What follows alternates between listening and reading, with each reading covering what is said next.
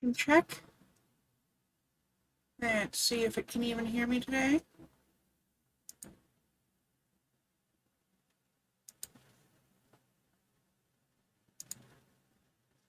Okay, looks good to me.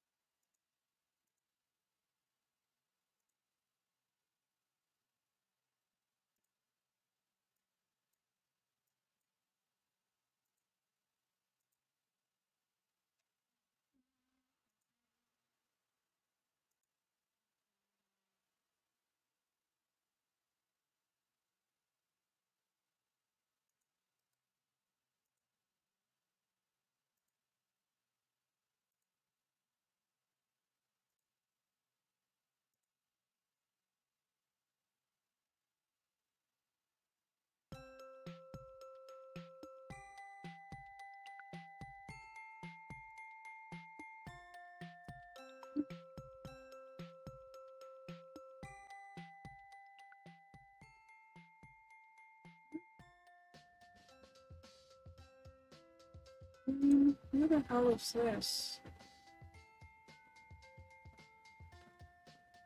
Please don't whisper me while I'm streaming, especially if I don't always already know you. Especially with a name that sounds like a bot. I'm perfectly happy to take messages after. This is just basic Twitch etiquette that everybody should know by now. Anyway, moving on.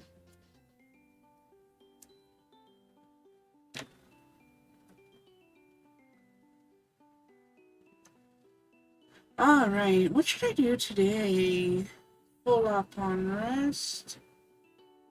I could do some research, I suppose. Research 4 is open. I never thought I could add feline hairstylist to my CV, but it looks like today is my lucky day.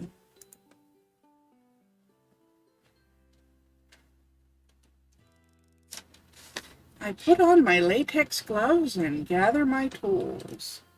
Except non-latex, please. Allergies are no laughing matter. Brush, scissors, swabs, kitty wipes. I can't help but think I've forgotten something. Of course! Treats! I leave the tent and head for the lab, stopping to stroke a few of the island's residents on the way. Hopefully just the feline ones. Meow, meow, meow. Oh dear.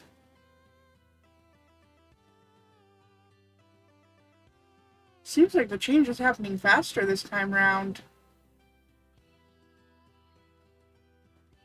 Hi, headset. How are you doing today? Welcome on in. I call out to the lazing subjects as I enter the lab. Looky, looky, what have I got? I shake the bag of treats, and the small lab erupts with hungry meows. If you want these, you have to behave, okay? That's the last thing to say to a cat. You ask a cat to behave, and it'll do the exact opposite. I don't know. I swear that was going to be something. Then it ended up not being anything. I'm just as confused as you are. I open the first crate, home of the grouchy old Mr. Bumble, and I gently lift him onto the counter to be groomed. Morning, Grumpy. Let me check your ears. No debris? Lovely. I have a feeling you may be discharged in the next day or two. He was brought in with a mild infection, slight temperature, weepy eyes, but he seems to have recovered remarkably well. In fact, I'm going to recommend to Professor Popper that we release him by the end of the week. I give Mr. Bumble a cheeky cuddle before I begin to brush his matted fur. Wow, where does it all come from?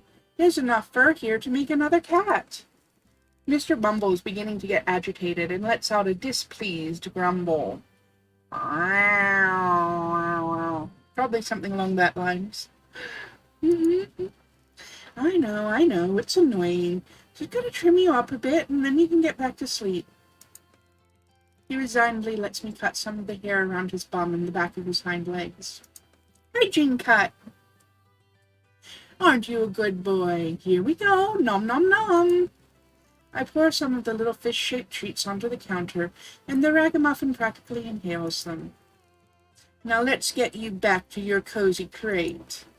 I tuck him away and open the next one. Your turn, Socks. Just a cut and color, yeah? I snort at my own joke and begin brushing the little white cat. He's a lot more lively than old Bumble and keeps trying to bite the brush. I've known kitties that bite the brush. Hey, don't make me get the harness, Socks. That's no fun for either of us. There's a pet groomer on YouTube. She calls herself the girl with the dogs, but she does cats too. And when she has cats that want to try to bite, she puts them in the trouble bubble. It's like a little astronaut's helmet for the kitties, and it's freaking adorable. And also I need to get a trouble bubble for Sigma, because he tried to bite me the last time I tried to do his toes. That wasn't fun. I think you've probably seen some videos of her too. I think we've sent her videos a couple of times. Butt Spot, are you gonna be a trouble today too? Maybe I need to get a trouble bubble for Butt Spot.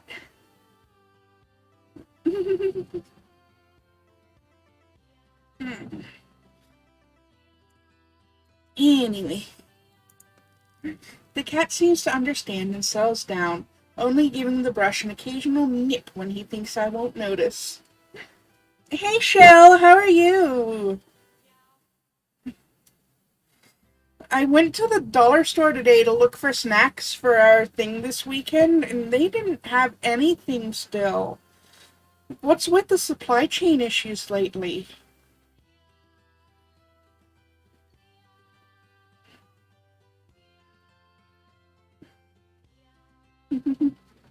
I have not had Pokebot added yet. I'm still haven't had a chance to get hold of the person and get it added.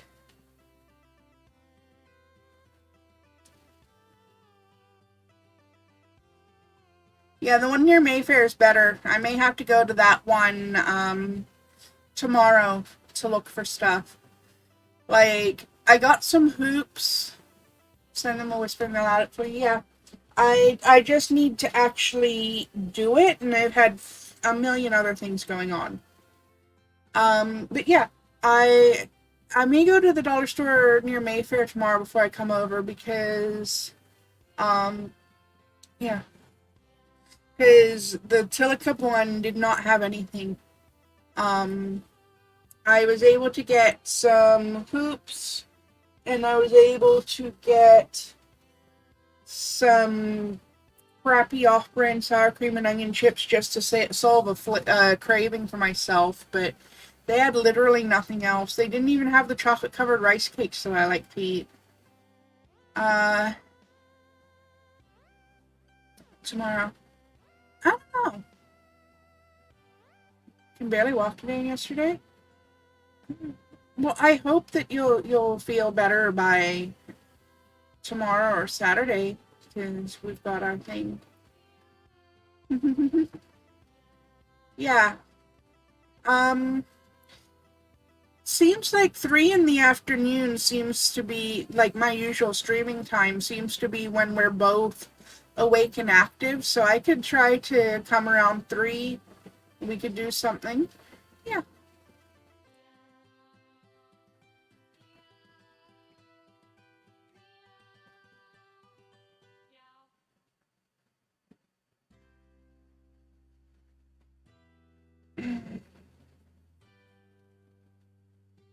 Anyway. Oh, hello. What's this? Oh, what's this? I noticed a little red patch on his neck, just under the chin. Oh no, we don't have botflies, do we? Poor Soxy. I take the magnifying glass out of my inner pocket and examine the inflamed area closer. It's probably just ringworm. Ringworm is very common in kitties, especially ones that spend a lot of time outdoors. Or ones who live with gym bros. Because apparently ringworm is caused by a fungus that is closely related to the same fungus that causes athlete's foot. 3 is fine. You just woke up a short bit ago. Sleep's been weird. Yeah. Sleep's been weird for me lately too, Shell. Socks begins to struggle away from me. He must be in quite a lot of discomfort. Okay, it might actually be a botfly. That would suck. Ooh, Animal Crossing sounds like fun. I still have to do my time traveling, but yeah.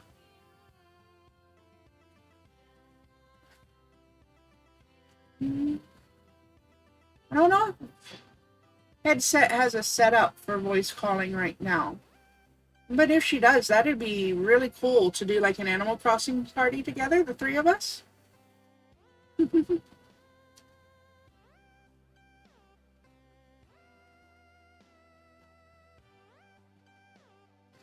Yeah, I have not played Animal Crossing since February. I still have to go back and finish the Carnival event and the Easter event.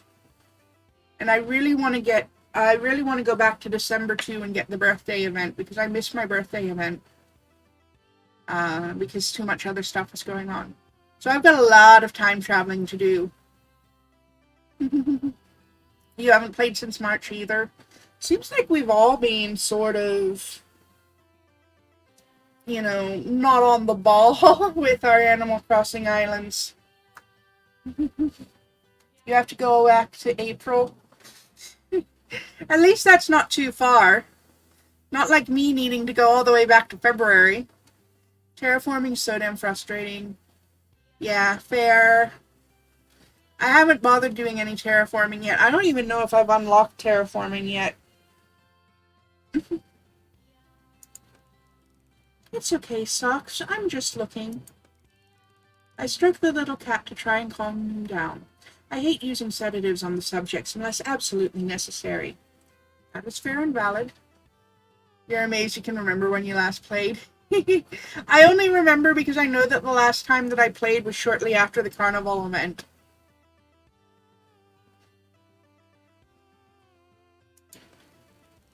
After a while, I'm able to get a better look at the wound.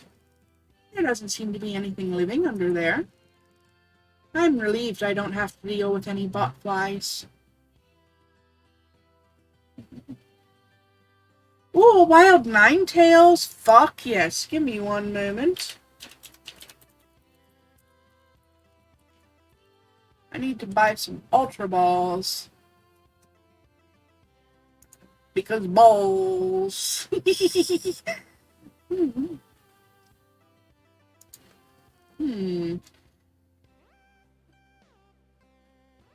It does look strange, though. It's like a rash or a sore, but I'm not sure how or where you could have picked it up. It's probably just ringworm.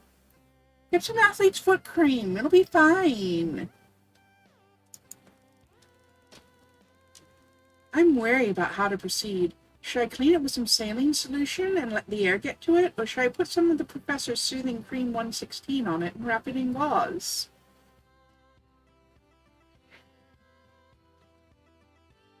I'm not a fan of wrapping it in gauze when it's that close to the cat's mouth.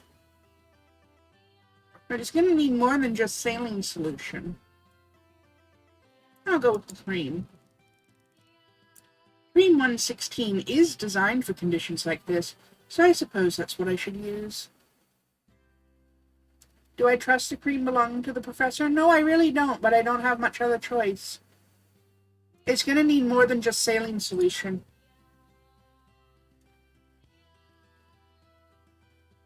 Ninetales is one of my favorites.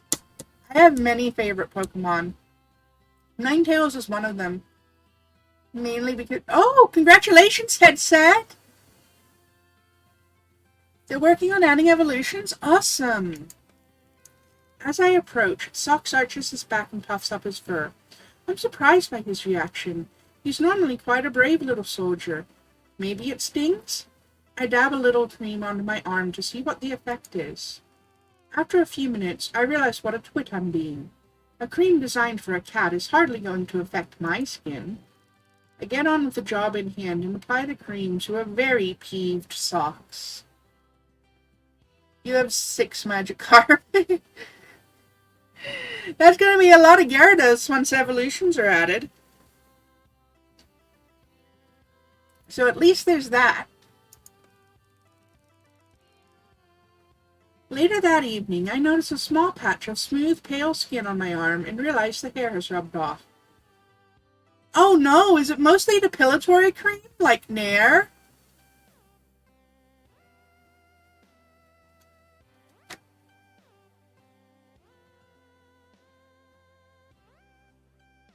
That would explain why Socks hated it. That shit stinks. I use depilatory creams on my legs because I have too much of a hand trimmer to properly shave them without, slicing all my skin off. And yeah, you can smell it when it's in use.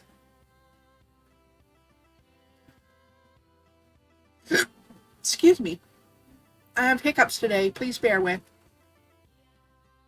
You have 2 Ninetales. Didn't mean to waste them all on that. Oh well. There's quests? I didn't know that. Considering the reaction, it's not the first time someone used that cream on that cat. Yeah, fair enough. Oh, my ankles are not happy with me being out shopping earlier today. Ow. That hurts. Oof. Ow. I may have to take my sandals off and put on slippers instead. One moment. There's weekly quests in the little checklist down in the panel, I guess. Yeah. Okay, cool. I'm gonna slide my sandals off and put slippers on. Hopefully that'll make my ankles a little happier.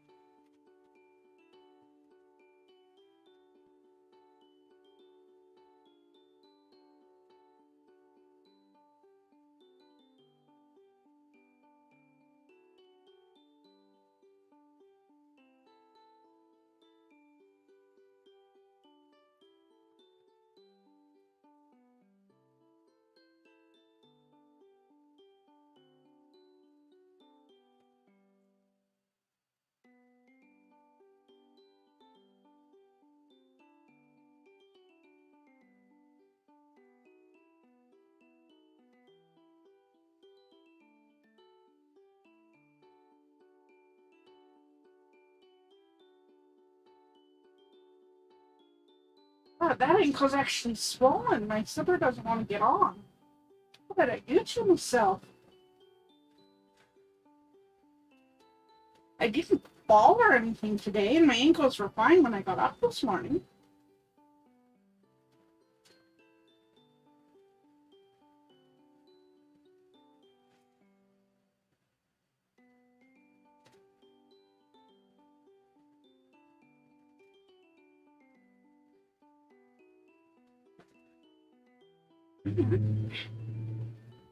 Oh, fuck.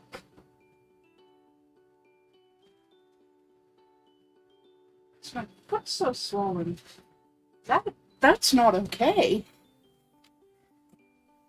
Huh.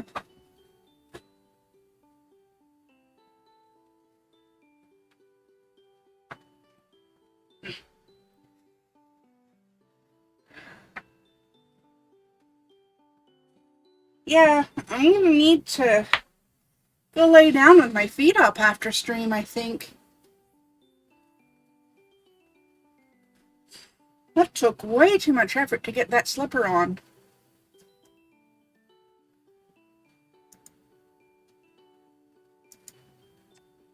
Anyway. You've basically been in bed for 3 days, showered, and made everything worse. I'm sorry to hear that, Shell. I don't know what I did to myself, though. Normally my ankles don't swell up like that unless there's an injury. So that's really unusual.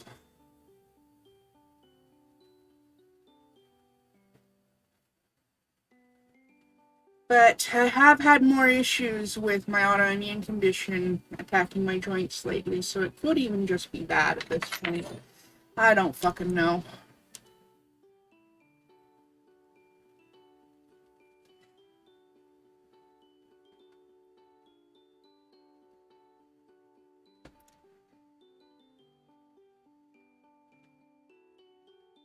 Anyway. Ooh, that got us a whole % of progress on the antidote, though. So maybe do one more recon. Getting older sucks balls, yep.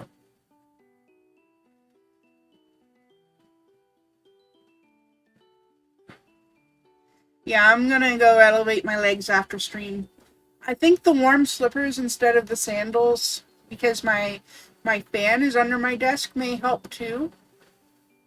So, okay, there's no recon to do right now. Unlocks after recon 5, which doesn't unlock until after chapter 4.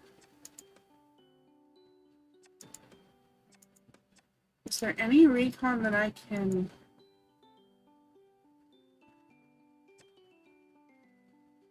Recon 3 unlocks after chapter 5, after receiving a gift from Floofybot. Okay, so I need to do some more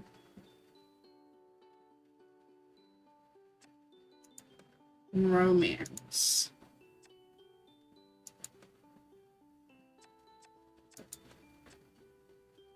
That's fine, I can do that.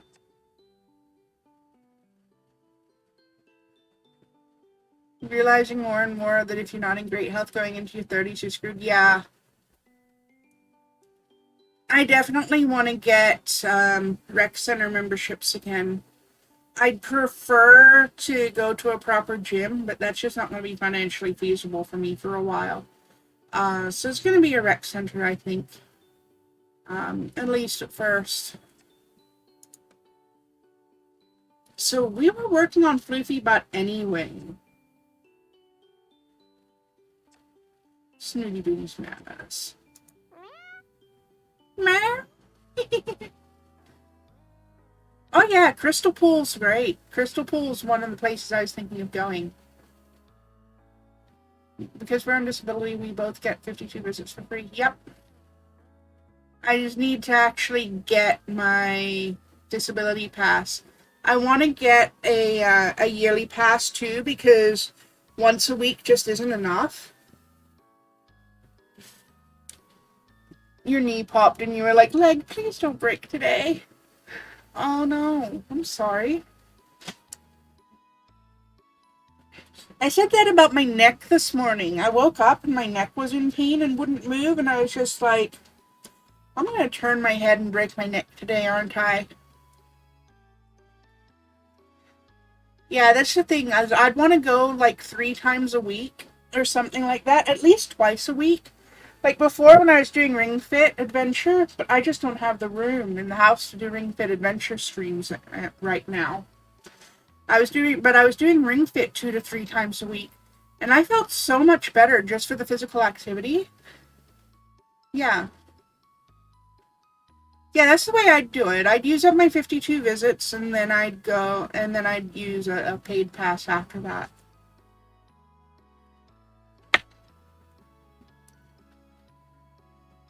Twice a week is better than nothing, yeah. Yeah, we'll talk about it tomorrow. 'Cause I was talking to Headset too, and I was saying, Headset, when you come up here, we can go to the rec centers together, because I'll have buddy passes on a paid pass. So we can go together, and then once we find a rec center that all three of us like, we just, all get a pass to that specific rec center. And,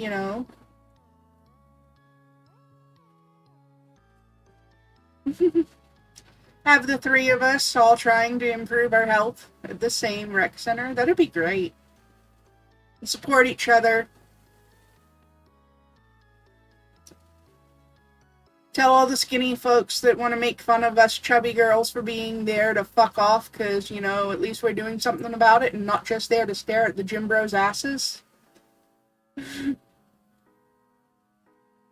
We all need the improvement in our life. It'd be great for all of us, physically and mentally. Your issue is going to the gym, so if we all go together and I'm driving, it makes it easy. Yeah, that's the thing, because I'm the only one of the three of us that drives, too. So we'd have the supportive group of friends, we'd have the car. Guys at gyms are always helpful, the girls are bitches. Yeah. Yeah, they are. Oops, I accidentally moved the text for it. Do hold your hand still, Mal. I can hardly see a thing with you shaking like that. I hold the binoculars stable in front of Floofy Butt's tiny cat face. He looks ridiculous. But yeah, I find the same thing. Like, 9 times out of 10, the guys at gyms are like, oh, hey, you're here for self-improvement. So am I. Here, this is how you actually want to use this piece of equipment. You'll get better results, and you won't rip out your back. The girls are just like, ew, what are you doing here? Girls like you don't go to the gym. Like, fuck off. You don't need to be here. I do, and I'm actually using the equipment, not just wiggling my butt in front of the gym bros. Because the ones that are bitches are also the ones that are never actually using the equipment either.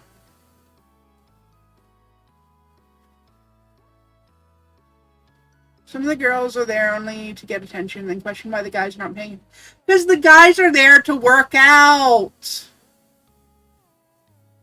The girls are there to show ass in their tight little shorts that barely cover the cheeks. The guys are there to work out, to get healthy, to build muscle, to improve themselves. Same reason the fat people are there. And then the skinny girls who are only there to treat it like a porn studio want to get at us for using the gym membership we're paying for? Ask your doctor if dying mad about it is right for you, okay, Becky?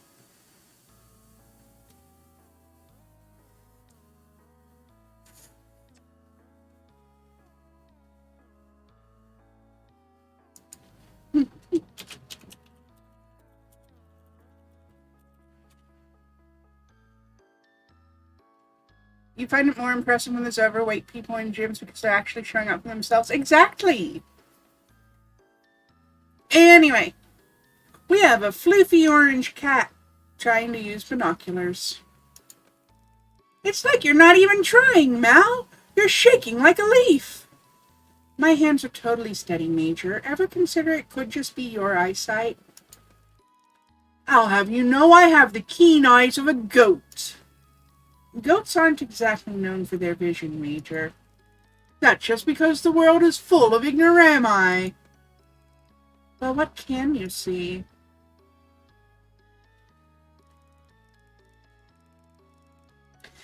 I can only see a couple of Muellers, lazing about, of course, scratching at their fleas. Filthy things, I tell you. Aha! What? One of the bigger ones is emptying its bladder. That could mean that they do eat and drink on a regular schedule. And if we were able to find out where their water supply is, we could lace it with a mild sedative and bring the incapacitated sample back to the beach and... Please don't finish that sentence. No cats will be harmed during this mission. Oh, please, the subject will not be harmed. Just slightly bewildered for a day or two. That bitch escaped? What the fuck? Rude-ass Pokemon today. But why, Major? Well, to examine it for a start. Also, I should like to see how they react when one of theirs goes missing for a change. Major, I only agreed to help you with this on the promise that you will not attempt to exact any kind of retribution on the elders. Examination is one thing, but if you can't keep your end of the deal, then I'm sorry. I'm going to have to withdraw. Okay, I'll just observe. I replaced the binoculars in front of Floofy Butt's keen goat eyes.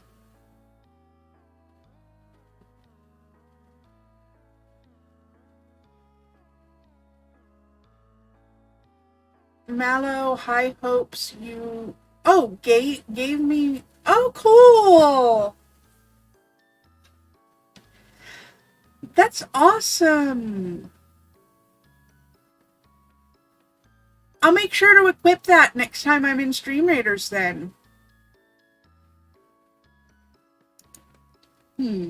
Well. What do we have here? Found something? I do believe I have. There's a few elders here who seem to be meditating. Meditating? Are you sure they're not just sleeping? And take a look, will you? Tell me they aren't meditating. I adjust the binoculars to suit my eyes, and I'm quite taken aback by what I see. Floofy Butt is right. These cats aren't sleeping. They're sitting in a circle around what is by far one of the stranger landmarks of the island, a large statue of Bastet. Interesting. Professor Pauper has always dodged my questions about what on earth a statue of the Egyptian cat goddess of war is doing on this island. I'm even more intrigued now. The cats seem to be listening, or contemplating, or, yes, even meditating. Well, Major, I'm sure there's a perfectly good explanation for their behavior. Cats often behave quite strangely, I've found. Well, they're strange, and then they're strange, and my experience teaches me that the type of strangeness that this class are afflicted with is beyond acceptable. I believe the only way to protect us all is total dissociation. Disassociation, that is a different word. Good Lord, I can't even speak tonight. Major, do you hear yourself? We're here, practically trespassing on their territory so that you can spy on them while they're doing whatever it is they're doing, and you want disassociation from them. One must know one's enemy, Mal. How are they your enemy, Major? They've never done anything to you. No? Those Muellers are wholly responsible for the problems on this cursed island, and it's about time they were held accountable. They are the carriers of the cat virus. If it weren't for them, you wouldn't be afflicted with the illness. Oh, is that so? Because I distinctly remember it was you lot who deliberately put me in danger in the first place. The elders are cats! Just cats! Just cats, eh? Oh, I see. I realize what I've just said, and although I didn't intend it the way the Major had taken it, I can see how wounded he is. I feel conflicted. On the one hand, I want to take a stand against his bigotry. It's not helping our progress, and I believe it may end up ruining our friendship. On the other hand, I know he has a good heart. As Trixie says, he's just stuck in his ways, and it would be wrong of me to start pushing my views onto him. Perhaps I can lead by example and practice a little more tolerance myself. So, should I stand up for what I believe in, or be diplomatic and be quiet? I'm gonna leave this decision to the chat. I have one vote for be diplomatic.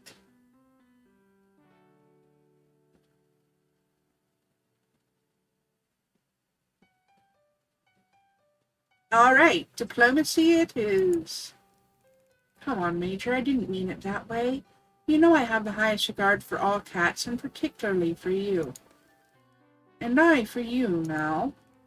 However, I must say I find it increasingly difficult to fathom how such an intelligent person as yourself fails to recognize such obvious truths. Okay, perhaps I haven't given you a fair hearing. Maybe my own opinions got in the way. So go on then, you've got my full attention. Teach me, Major.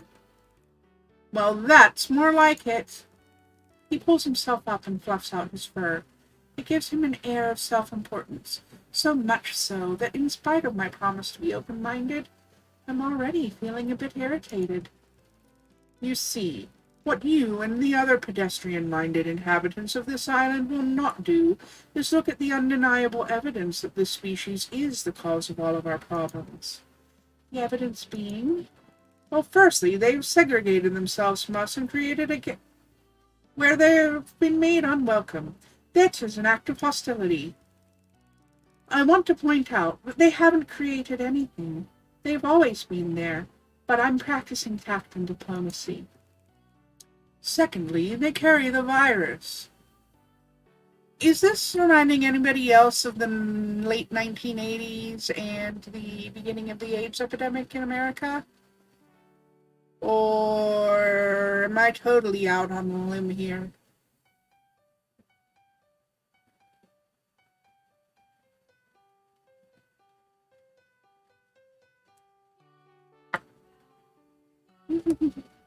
Pretty much as soon as I can afford to help pay for a ticket, right, headset?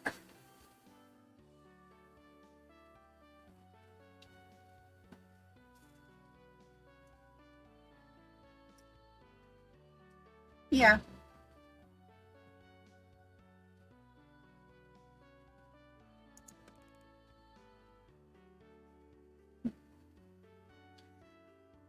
Feline transitional gene.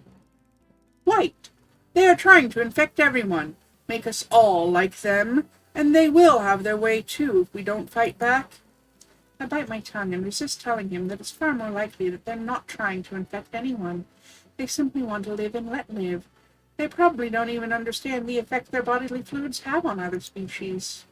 Thirdly, it should be obvious to everyone that they have made no attempts whatsoever to learn our language.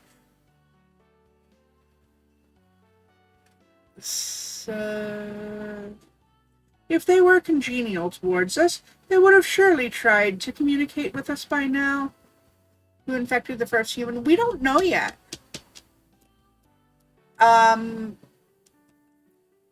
The first human that we played as, the blonde lady, was infected in the middle of the night, trying to chase a cat that had stolen her catalog. And we do not currently know if the catalog was stolen and taken to the bad side of the island by an elder or by one of the uninfected cats on the quote-unquote good side of the island. But this is starting to feel very much like a metaphor for some things that are happening and continue to happen in the real world. I was not expecting this. I try to keep my voice amicable. I know how frustrating it is when you can't make yourself understood, Major. Very frustrating. I'm glad you see that, Mal. At least I have one ally in all of this. Maybe now's the time to strike. You know, Major, I'll bet with your superior intellect and my research skills, we might be able to find a way to learn their language. I hold my breath. Why on earth would we want to do that? To communicate? Have you lost your mind, Mal? Floofy Butt reminds me a lot of my father right now. Republicans are wild, y'all. To say nothing of your sense of smell. Huh? I doubt they have anything worthwhile to communicate. They're no more to us than an insect under a microscope. Oh. The smell, however, that is rather overpowering. Shall we call it a day here and go somewhere where the air is more pleasant for our lunch? I'm feeling very uncomfortable now, and I want to get away to think. Actually, Major, I have to get back. I'm on feeding duty today. If you like, I can put something by for you. Very well. I shall call by the mess tent later. As I make my way back to camp, I can't help feeling I ought to have handled this differently. I wonder if honesty may have made more progress with Floof. Diplomacy just feels like pandering to him, really.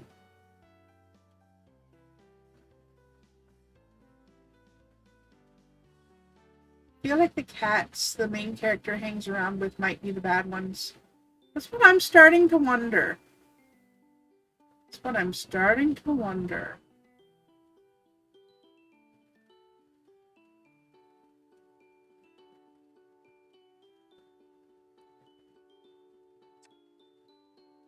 I'm gonna do one more romance. Just because I want to get that gift. We've been walking for ages, Major. I don't have much longer before they'll expect me back. Almost there. It needs to be as close to the danger zone as possible to deter snoopers. Few cats, and even fewer humans, come this far out, which ensures that my deposits are safe. Deposits? This is an act of trust, you understand. I believe that our recent disagreement and resulting reconciliation has made our bond of camaraderie stronger than ever, and I would like to solidify our reunion with the sharing of something quite private and important to me. I feel slightly awkward and mumble incoherently in response. Well, what's past is past, water under the bridge and all that. I am delighted, though. You've reviewed and modified some of your stronger opinions, Major. Updated your map, so to speak. Indeed. Though for the record, I'm still uneasy about the elders. But I grant that finding a way to speak with them might provide more insight than I'd assumed. Well, we really are on the same page now, Major. We come to a halt. I can smell the pungent scent of the elder cats. I've not been this close to them since that first night, and it makes me uncomfortable, but I feel surprisingly reassured to be with Floofy Butt. This is it. We must be completely silent now, so you will have to cease that unattractive sound you're making. I'm out of breath, Major. I can't help it.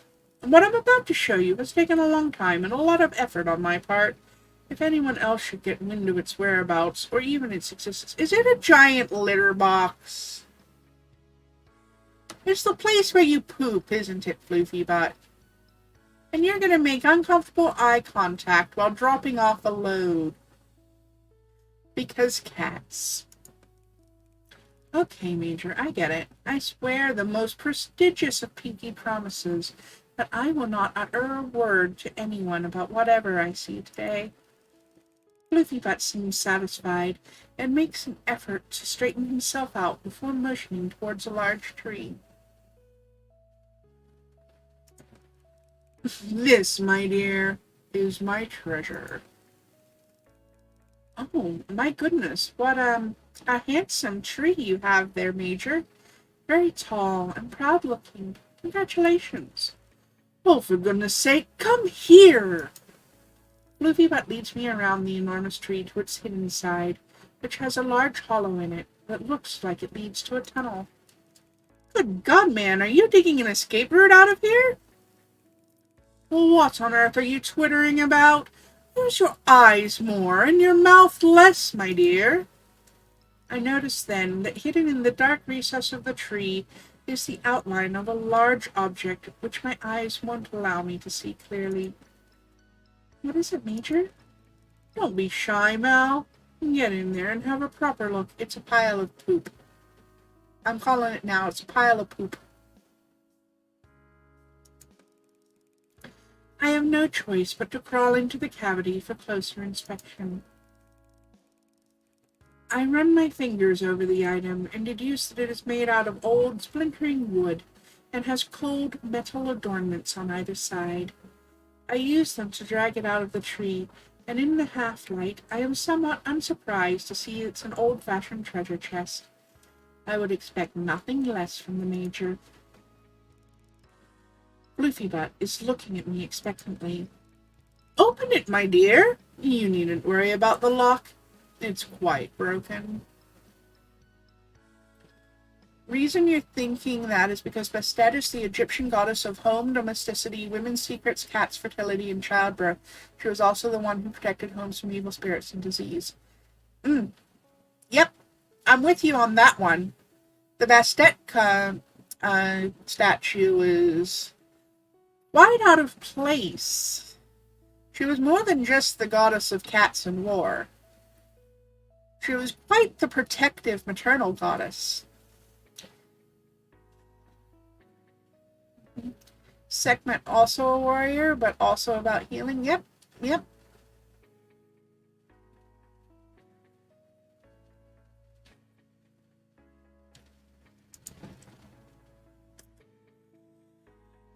I do as instructed and opened the chest. Oh, my giddy aunt! Major, how on earth? The chest is full to the brim with all sorts of shiny things. Jewelry, gems, coins, trinkets, ornaments, baubles, all manner of curios. Luffybot lets out a low laugh. Allow me to regale you, human, with my vast adventures and conquests. I settle down and allow the Major's voice to wash over me as I play with some items of frippery from the chest. Ah, that coin you're holding! There's a very interesting story attached to that. Do you know how old it is, Meow? I do believe the date on it should still be legible. I remember the night I found it. I'd gone for a walk along the beach. It was blustery and dark. I feel for the first time how exhausted I am. The walk has sapped me of all my energy. And as I fought with the elements, I look ahead and notice the sky is much darker. I'm laying down, although I don't remember doing so. Valiant and victorious to thunderous applause! I hear a low grumbling sound. Thunder? It flashing behind my now closed eyes. Surely it's a storm, but there's no rain. That's odd. No wet. Just warm and dry and hard to breathe. And I bellowed defiantly, "You cannot have them!" But as the Muellers were already encircling... I should really get up now. Oh, it seems my eyes won't open. That's a pity. As I bit into the still beating hearts. I do believe I'm paralyzed. That's a shame. I try to move my fingers. Nope, not listening to me.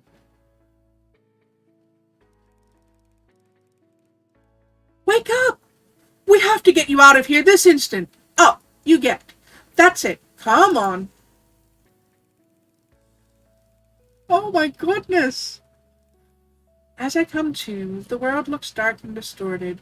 I must be walking because trees are passing my line of vision. My hands hurt. I look down at them, and they're pressed firmly to the earth, one moving in front of the other. I must be crawling? I don't know how much time has passed, but I wake up on the sand. I inspect my blistering hands. Floofy Butt is sitting next to me, facing the sea. Did I dream all of that? Oh, you're awake. No, I'm afraid you weren't dreaming. What happened? It was my fault. I took you too close to the danger zone, and in your current state, you couldn't handle it. In my current state? Your feline transition is still in its early stages. It seems to be progressing particularly slowly in you. So I'm still very vulnerable to the effects of the outer territory? Quite. I was foolish. I didn't think. I was too interested in myself, my stories, my treasure to protect you properly. Please forgive me. Well, neither of us knew it was going to happen, Floofy. You're fine. It's okay, Major. Don't upset yourself. I had a lot of fun until the whole, blackout thing. Floofy Butt looks genuinely pleased. Really? I have been told I'm a very good raconteur. One of the best. How much did you hear? Sorry? How many of my anecdotes did you hear before you succumbed? I'd be happy to repeat anything you missed. Oh, no, really, Major. I'm fairly certain I heard them all. Well, if you're quite sure. I am, and besides, I think I have a migraine coming on. Well, in that case, you must allow me to nurse you until you're fully recovered. Okay, Major. It's a deal. Major? Yes? Why do I have earrings in my hair? I had to pelt you with jewelry to get you to wake up. Oh, of course. If you don't mind, Major, I think I need to get back to sleep. I lay back down on the warm sand and curl into a ball. I'll be here when you wake up. I drift off, and I dream that I'm a cat. It was actually cute! Go back, I want to see Trippy Land again. That was kind of fun, wasn't it? It looks like something out of one of my weird stoner coloring books that I bought on a whim.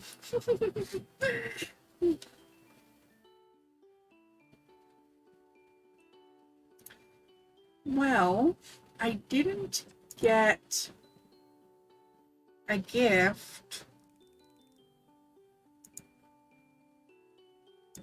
It's okay.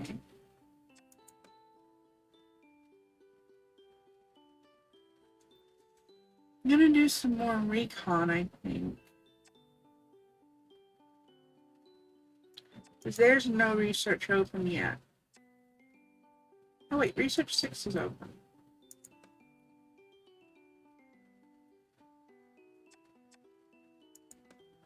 I'll come back to research 6 though. I definitely want to do recon. I want to save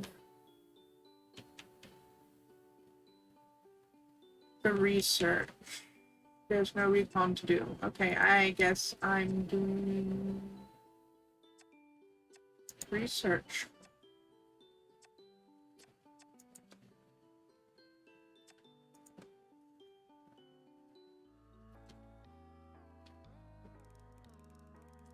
My stomach is queasy.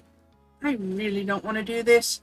It's strange. I'm used to treating subjects with medication and injections, but something about this doesn't feel right. Hello, you. I smile at the gentle cat on the table in front of me. I look at the syringe in my hand. I turn to the professor. What are we testing for with these meds again? He looks up from his desk. Is there a problem, Mal? I've already told you. It's supposed to stimulate hair growth. Why do we need to stimulate hair growth? Why, indeed. However, ours is not to question why, Mal. The likes of you and I perform the tasks set out by the people who pay our wages. Such is life. I don't like this guy. I do not like this professor. I do not like this professor at all.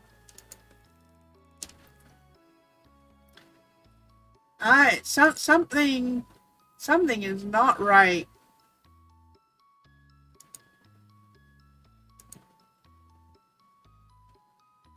Something is not Right. He's in on something. I don't know what he's in on, but I got a bad feeling about this.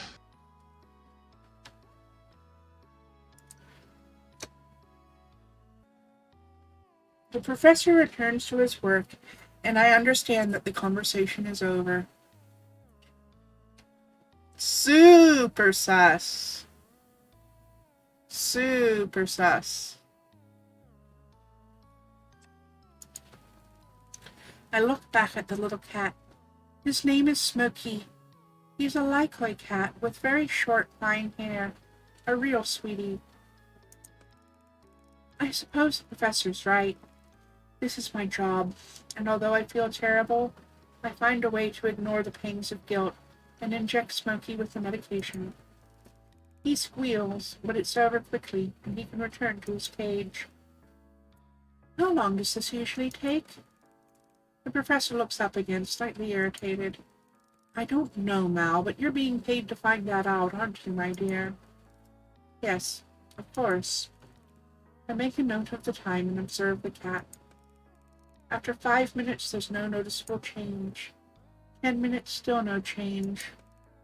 After half an hour, I think I notice his hair looks a little different, but I suspect my eyes are playing tricks on me. An hour in, and all of a sudden, I can see the hair is visibly longer and seems to be continuing to grow. I must say, I'm very impressed, and a little confused. I decide to take a tea break. Smokey seems content to nap for a while. Can I get you a cup of tea, Professor? Oh no, I don't know how you can tolerate the foul stuff they brew up in the mess tent. I have my thermos of coffee here, thank you. Fair enough, I'll be back in a bit. I've only been gone for 10 minutes at the most, but as I enter with my mug of tea, I instantly notice the drama taking place in Smokey's cage. I find it hard to stifle a laugh. Oh my goodness, Professor, have you seen this? The professor looks up, exasperated by another interruption, but then he notices the cage. Well, don't just stand there, Mal! Get him out! I open the front of the cage and pull out the large hairball that Smokey has turned into. His fur tumbles over my arm as I cradle the bewildered cat. Well, I never! Very interesting, isn't it, Mal? I think it's still growing, Professor. I do believe you're right. Perhaps we should consider clippers. I know, poor kitty. Also, if this bitch calls me my dear one more time, he's gonna get bapped with claws out. I agree with you. This bastard has not earned the right to call me my dear yet.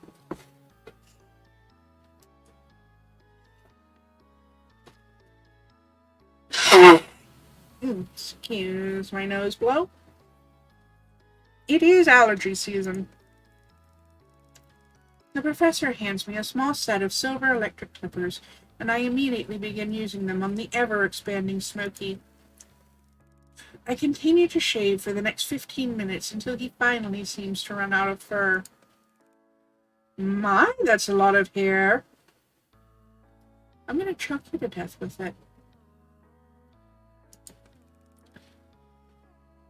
We both stand staring at the pile of fur at our feet. You know, if Bob Ross or Mr. Rogers wanted to call me my dear, I wouldn't say a damn thing about it. But this guy's no Mr. Rogers.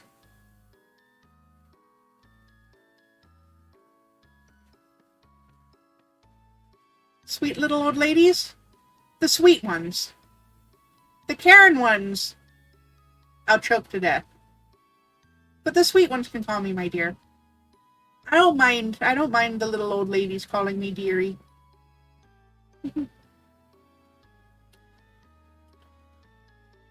But this guy is neither Mr. Rogers nor a sweet little old lady. And this guy makes my tail bristle. Sweet little old ladies can get away with it unless the Karen's exactly. But this guy gives me fluffy tail.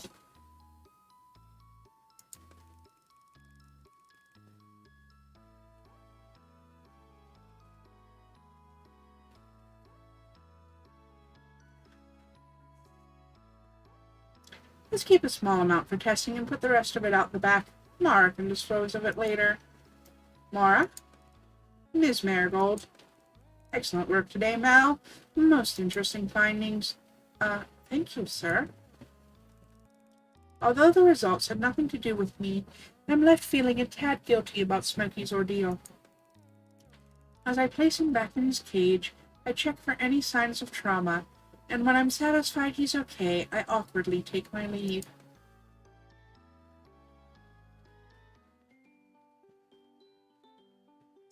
Right, I'm on month research 9.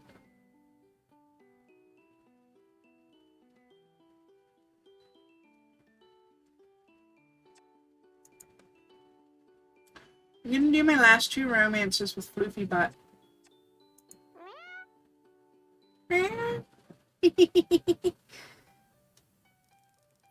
I've rushed out to the forest on Floofy Butt's insistence that I meet him at the location of his treasure chest. After the incident, we called on McMurphy and Kibbles to help us drag it to a new spot, further away from the Elder Territory. Major, are you okay? I was in the middle of preparing lunch when I received your urgent summons. Right. I was pawing through my collection just now and couldn't help but reflect upon some of our adventures. Oh, so you dragged me away from the kitchen to reminisce? Indeed. I've grown rather fond of our expeditions together. I do seem to find more unique articles when you accompany me. You've trained me well, Major. Any advancement I've made in the treasure hunting field is entirely thanks to you. Yes. No. You have a natural ability. Rather impressive, in fact. Oh, you flatter me, Major. Not at all. I'm a fair cat, and it is my belief that good work deserves just reward. Reward? Indeed. And so I felt it would only be right to let you keep an item from my inventory so that you may start a collection of your own. That's too kind of you, Major. I'm touched. Yes, well, let's have a look, shall we? You may choose whatever you like, my dear. Absolutely any... See, Floofy Butt is allowed to call me that at this point. Floofy Butt is allowed to call me that. Professor Popper? Professor Popper's eventually going to end up with another gap in those ugly teeth. I peer into Floofy Butt's treasure chest. All the gems and bits of precious metal sparkle and glint in the sunlight. I gently move some of the more bijou trinkets out of the way and dig deeper for the good stuff. Wow! I grasp a red gem almost the size of my fist. I wonder if it's a ruby, but before I can begin to examine it, Floofy Butt has swiped it away with his paw. No idea what that's doing in there. I think I see how this is gonna go. Anything else, Mal? Whatever you like. How about this one? I untangle a string of pearl, creamy and iridescent, clearly very good quality, even to my untrained eye. Floofy looks uncomfortable. Yes, they are rather special, aren't they? I do have a particular fondness for them. I let him off the hook as my eye catches sight of something dull and cheap-looking. Major, what on earth is this? The filthy bottle sticks out like a sore thumb amongst the shiny baubles Floofy usually likes to collect. Oh, that! Heavens, I forgot all about that thing. It might suit you. If you shake it, you'll hear something rattling about in there. I do believe it contains a note or a script of some kind. He's selling it to me. Silly, really. I did get into my head to find a way to open that bottle, but the cork is wedged in tight. I choose this to start my collection, Major. Really? That old thing? But I can tell he's absolutely delighted. Yes, and I have an idea how to open it. Go on, you've got my attention.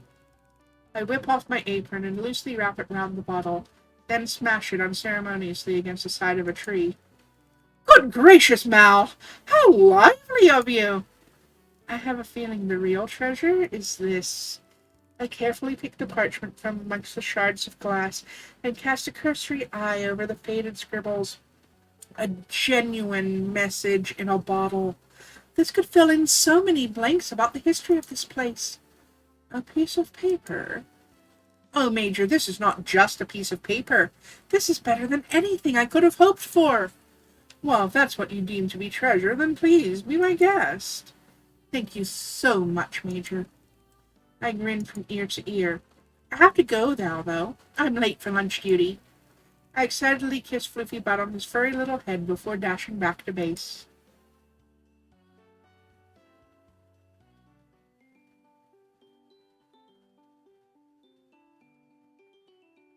Floofy Butt gets the pass. Floofy Butt butts the pass. I like that.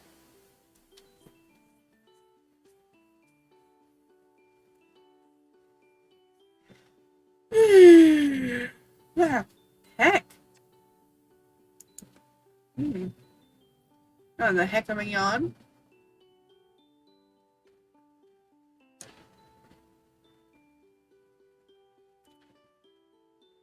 Alright. A recon has opened. And a romance has opened. No, not a romance. I have a romance to do still. I have a research that I opened last time. But I want to save the last research. So I'm going to take a quick washroom break. And while I'm having my washroom break, I'm going to let y'all decide, should I do another romance and finish up the romance? Or should I do recon? And I will be right back.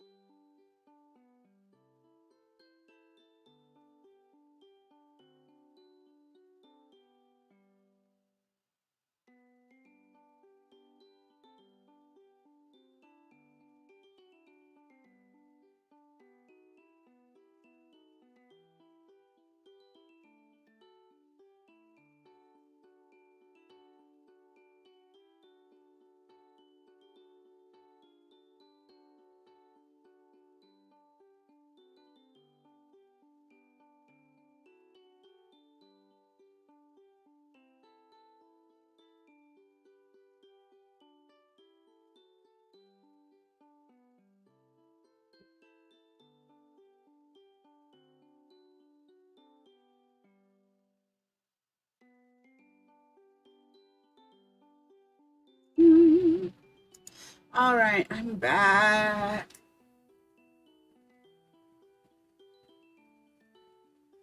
Alright, sounds like it's going to be a coin flip. Okay.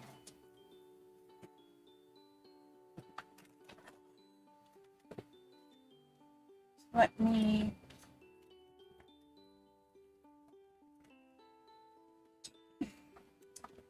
figure out why the Google's not plugged in.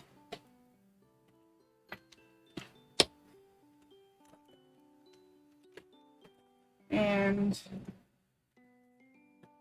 get little Miss Bot to flip a coin for me.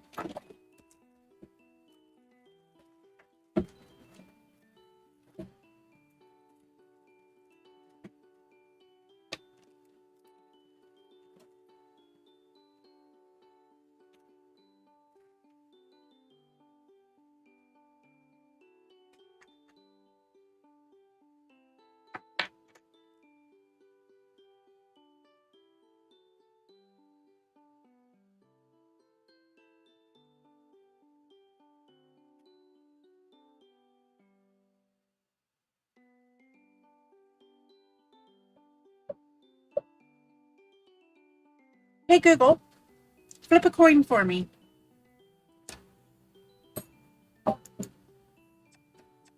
You got tails. Thank you. You got heads. Thanks! I only needed one though. It was tails first, so I guess we're doing the recon first. And we'll do the romance after.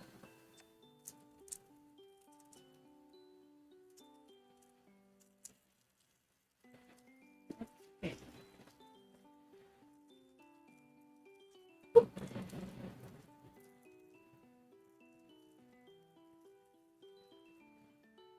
Recon 13 it is.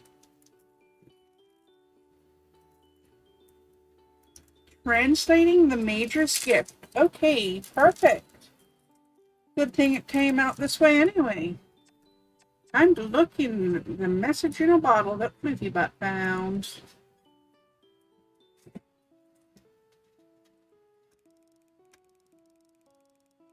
The ink is surprisingly well preserved.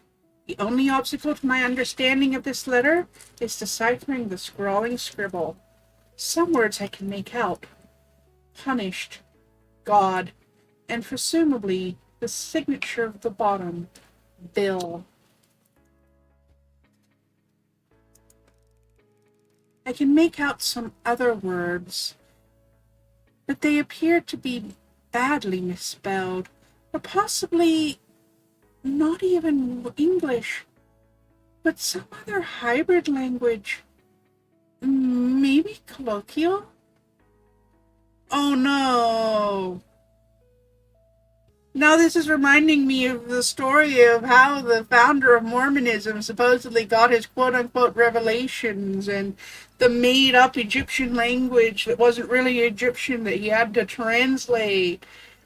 Oh no! We've got racism, homophobia, and cults in this game. Holy butts!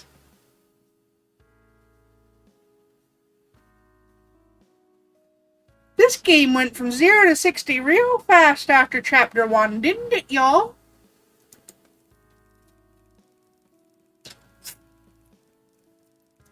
I spend an hour or two, though it feels much longer, attempting to translate each character and syllable into my notepad.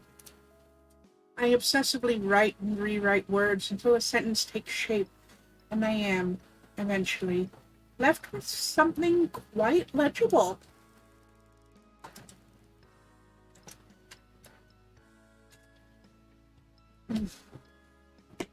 Once I'm satisfied that each word is correct and each sentence has meaning, I read it through from beginning to end.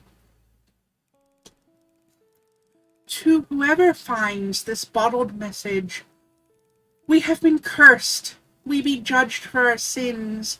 We wrecked on the rocks. I couldn't tell you where we be, but I think it is hell.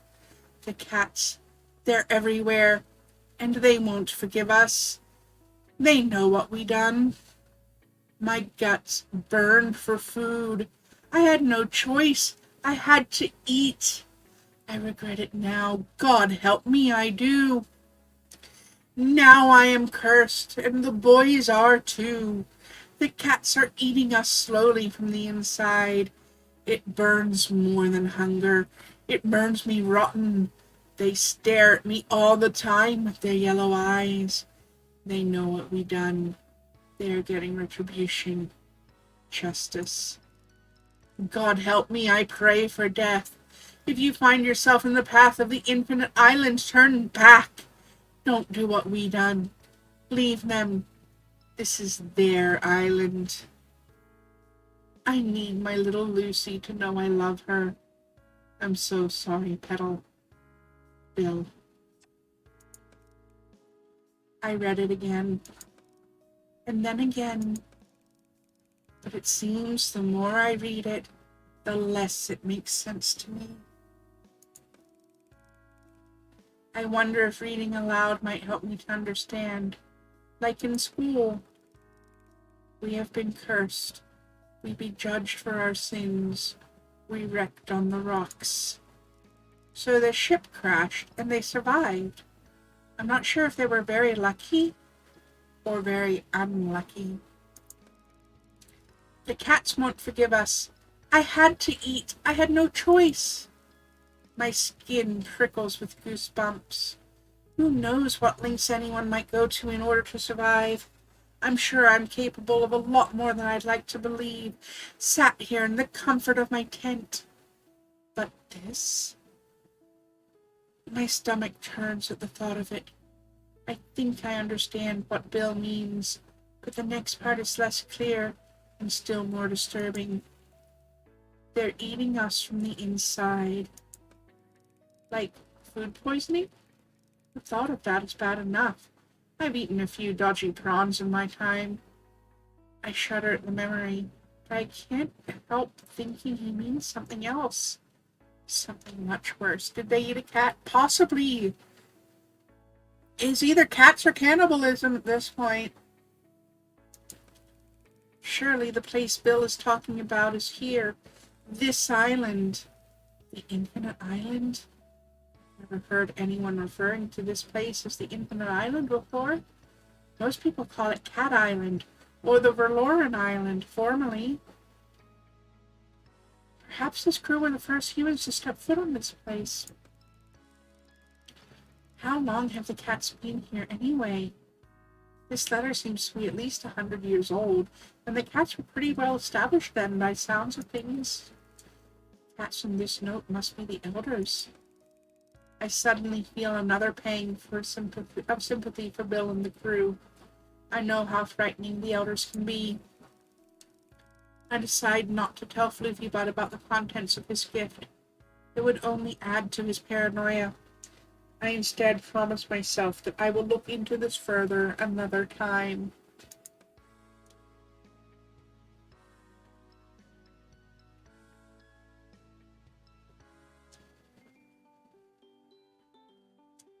All right, time for the final romance and then the final research. Let's see how we die this time.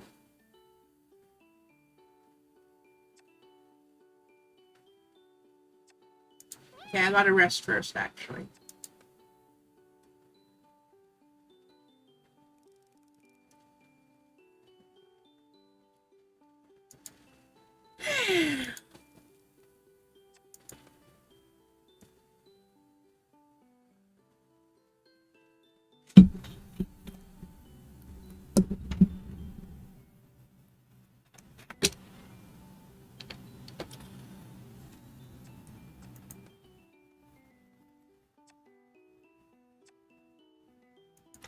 All right, Luffy.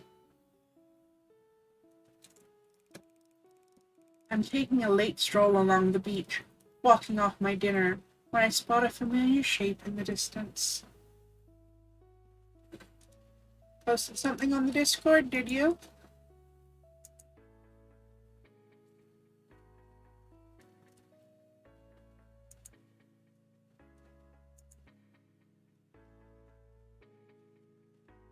Small olive garden. When you're here, you're small. That's so cute.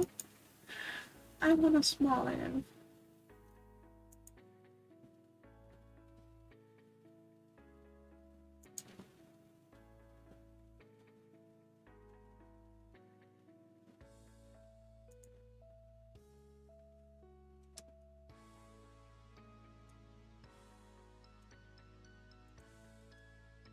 Anyway.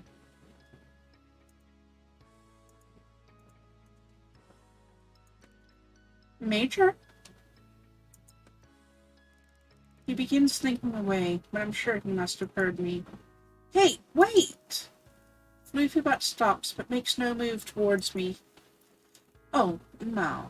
I was just enjoying this lovely evening. It's dark and stormy. Is everything okay? He seems very distracted. Yes, all in good order. I haven't seen you for a while. A paranoid person might think they were being avoided. Well, it's a good thing you're not paranoid, then, isn't it? I suppose so. There's an awkward silence. Well, we must be getting on. Mice to catch, you know. There aren't any mice here, Major. Just a turn of phrase, Mal, but I'm sure you've got things to be getting on with. Actually, I have some time if you care to stroll together. The ginger Tom shifts uncomfortably. Actually, I do have other plans. Really? He's not forthcoming with the details, and just as I suspect he's making up some excuses, I hear a long meowing sound coming from the direction of the forest. Then, to my surprise, Floofy Butt lets out a similar call, and his demeanor changes. In other words, there's queens in heat to be had, and Floofy Butt's got some seeds to sow. Sorry, Mal. I really must go. Oh, I see. The penny finally drops, and I realize he has a date with another cat. I feel rather embarrassed. Why, Major? I'm pleased for you. Really? Of course. I must say, I'm glad to have your blessing now. I believe you and I have become good chums over the time we've spent together here. I rather think you would like my new companion. They are so forward-thinking, and always endeavor to challenge my lazy prejudices. I think you'd approve. I do, Major. It sounds like you found a real catch. I notice a slight feeling of regret rise within me, but I try to muster up a smile. I'm gonna have to 100% this eventually. Gonna have to get myself each one of the humans actually winning over the cats. Gonna have to 100% it eventually. His eyes are focused on where the sound came from, and I can tell he's itching to go. Have fun, Major. Don't put your treble crayon anywhere it doesn't belong. I rather think I will. Have fun or put your treble crayon somewhere it doesn't belong. I'm starting to question my ad-libbing now. And off he darts, moving faster than I've seen him move before. I stand still for a moment, watching the place he's disappeared to, and I feel a wave of utter loneliness wash over me.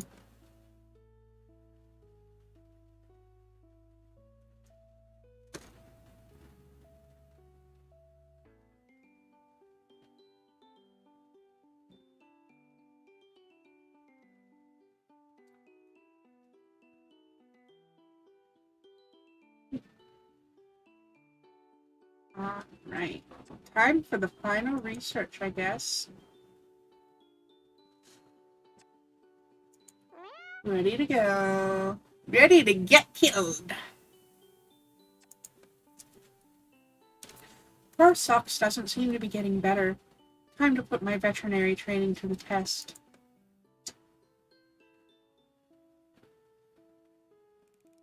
I'm worried about Socks. None of the treatments so far can seem to be clearing up his wound. Cream 116 hasn't helped one bit. In fact, my gut feeling is telling me it may be the cause of the deterioration. The entire side is now swollen and too sore to touch, even with a soft cotton pad. I decide to ask the professor for his advice. Sorry to disturb you, sir, but I need your advice on socks. Send pic, please. I snap a picture of my catalog and send it to the professor. Yes, that does look nasty. Have you tried cream 116? I did. Sight worse. Swollen and inflamed. I suggest persevering. Cream 116 can take a while, but it will pay off. I feel doubtful, but resign myself to the professor's seniority. If unsatisfied, try steroid formula in fridge. Red bag. I rummage around in the fridge until I find the red bag behind a box of vitamin supplements. Got it. Thank you for your help, sir. I pour the milk into a small bowl, and am relieved that Socks seems to like it. I sit with him as he laps it up and keep an eye on him for a while. After about an hour, I am satisfied that he's sleeping happily and all his vital stats are normal.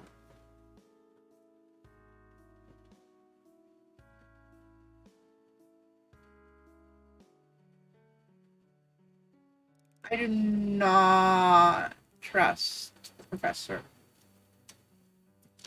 I'm sitting on my bunk, looking around at the empty tent that has been my home for the past 8 weeks. It's astonishing how much rubbish you can accumulate in such a short period of time. It's taken me hours, but I finally sorted everything out and have my bag packed.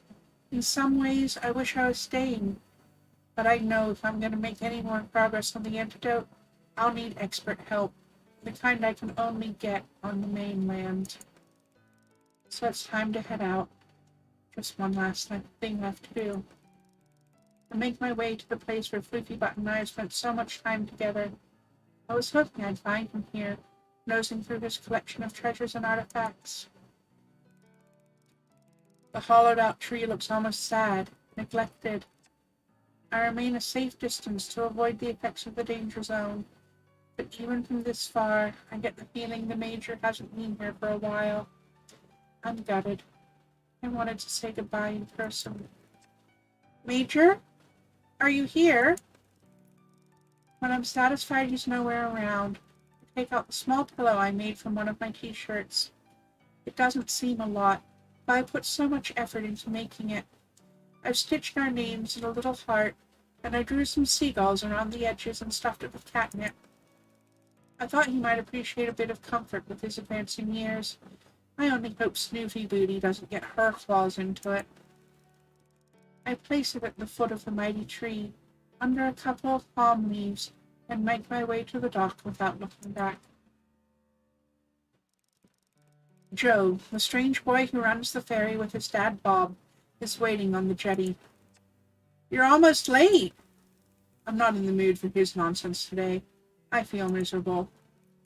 But I'm not, though, am I, Joe? Almost late is not late. Something got your goat? I ignore him and make my way onto the boat. Then, just as we begin navigating our way out to open water, something on the land catches my eye. I can just make out the shape of a fluffy orange blob waving from the end of the jetty. Oh my goodness! And I wave back frantically. Someone came to see you off? Yes, it's the Major. Bye, Major. It's been an adventure. I can't see no one. Are you going a bit mental? Look, just there, the ball of orange, the tomcat. Joe's gone very quiet, and when I glance at him, he's eyeing me suspiciously. Oh, that's a shame. What? Dad! Something wrong, son? Listen, sick. I don't understand. I'm fine. Bob appears from the driver's cabin. That's all right, son. You go take care of the steering wheel. Good lad. Joe does as he's told, leaving Bob and I face to face. Is there something wrong, Bob? I'm afraid there is. It's not personal. I happen to like you. He's reaching into his pocket and is aiming something that looks like a pistol at me. I laugh nervously. This must be some kind of prank. We can't have you going back to the mainland and infecting normal people, can we? Before I can answer, everything goes black.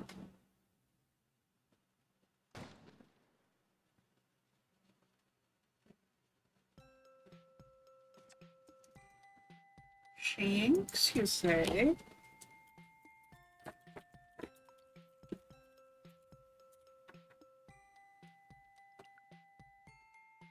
Okay. Relationship status. It's complicated with Floofy Butt. Only one successful date? Really? That's...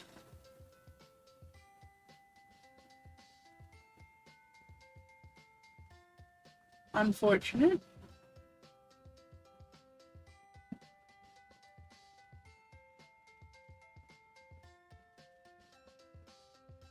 Anyway, let's continue. It's only been an hour and a half. I think I'll do one more chapter.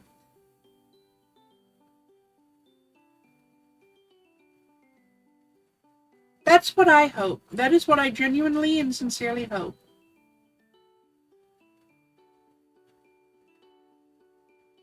All right.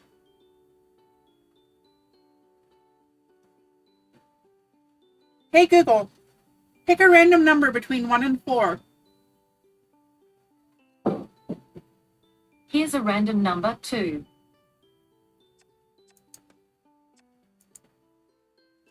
Thanks. 4. Bitch.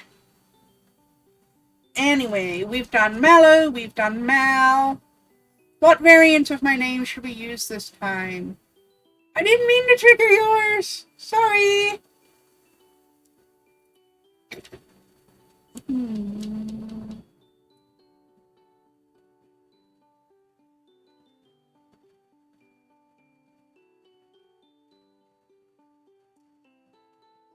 Yeah, I'll warn people next time. I keep forgetting.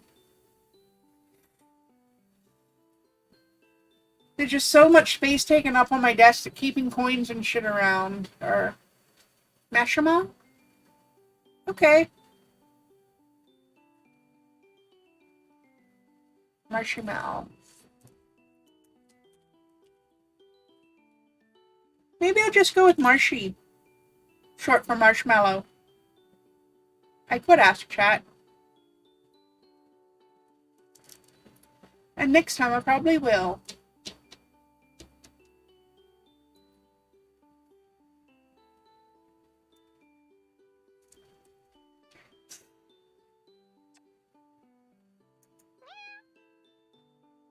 I love that it meows whenever I make a selection.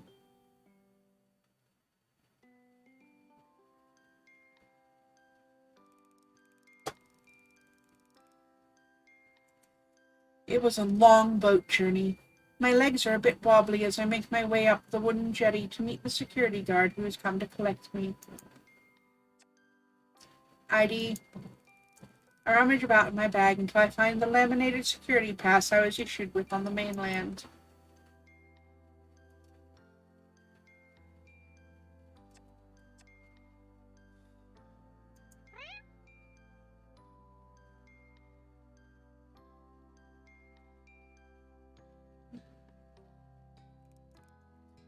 Alrighty. I am on the island again. Professor's in there. I don't trust the fucking professor. The professor can kiss my dick.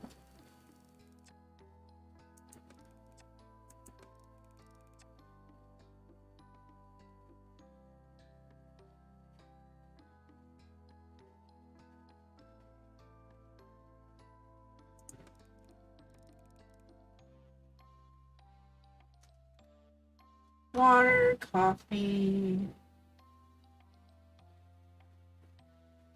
Just water. There are natural springs all over the island, but we have the bottled kind too. A bottle of water would be great. I'm not too keen to start drinking from natural water sources until I'm sure that they're not being used as cat urinals. This dumb bitch. Cats don't pee in water. Cats pee in sand. You should know this. You're a cat researcher. Cats pee in sand so they can bury it. Like that. I don't know if you can hear me scratching the desk. But that's how cats pee. Get it right. You're supposed to be an expert. God. Anyway, catalog. Yay. Got it.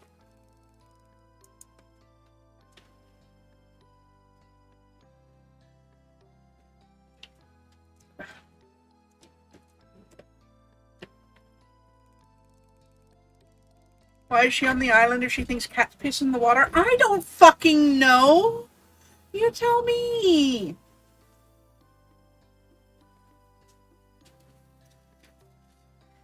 Cats pee in sand and they scratch to bury it. Come on, this woman's never met a cat, has she?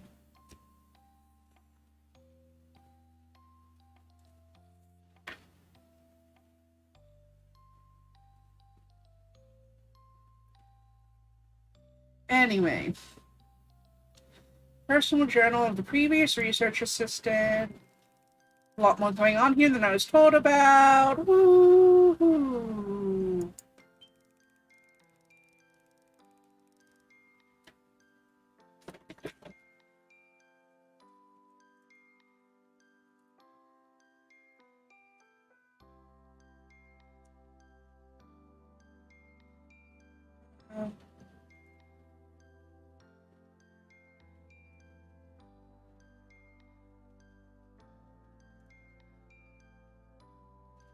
Sorry, my phone is buzzing at me, letting me know that I need to put it on the charger.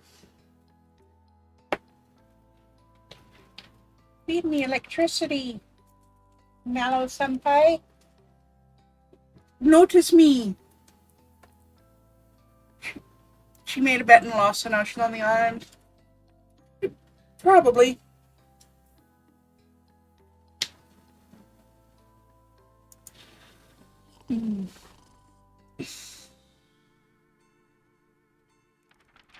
I wake with a start. I can hear the rustling of paper coming from the tent flap. It's a cat with something in its mouth. It has the journal. Wait! But it's run off into the night. I'm chasing the cat at full speed into the forest. I must get that book back. It has everything I need to know in it.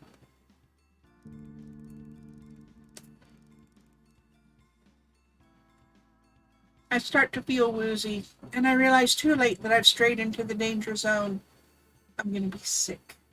I close my eyes tight and drop to my knees.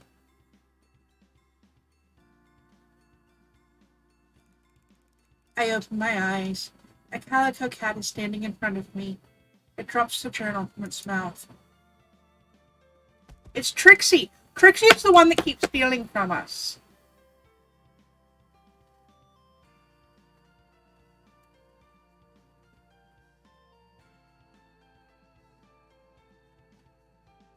Trixie is the one that keeps stealing from us. Trixie is one of the supposedly good cats. So I definitely think that the professor and all of the quote-unquote civilized cats are in on this. 1,010%.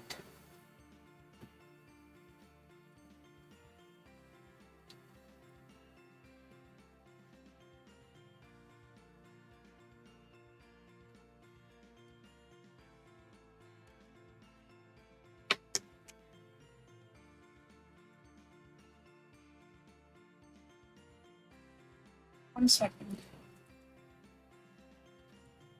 Sorry. Just have to deal with something real quick. Wondering if the danger zone is what's really causing the mess rather than the bites? Possibly.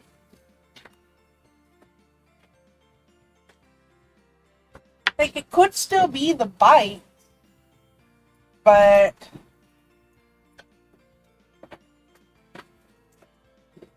I do not for a second believe that, like, it's nearly as intentional on the part of the elders. I do not believe for a second that it's as intentional as everybody so far is making it sound.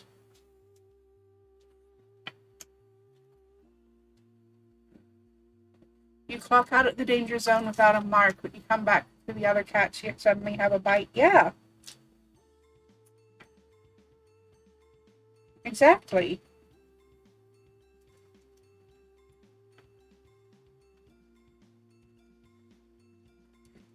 I'm really starting to think that the elders, as they're called, are a scapegoat in all this.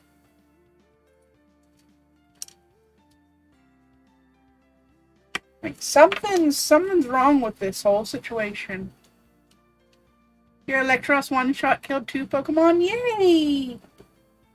It's always fun when that happens.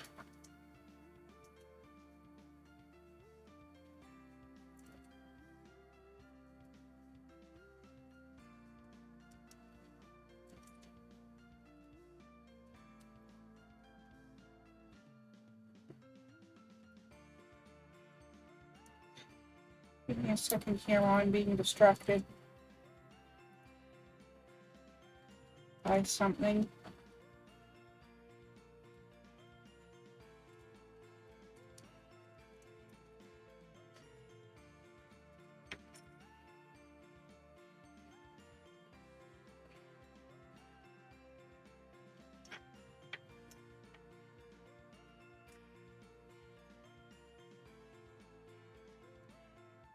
That's fine.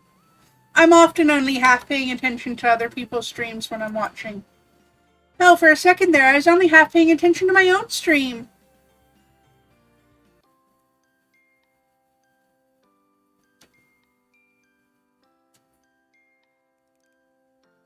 Hello? Can you hear me? Are you okay? Here we go again. Move back a bit. Let them breathe. Has it been bitten? The Sphinx cat is standing over me, staring as I open my eyes. Yes, definitely bitten. Look at its hand.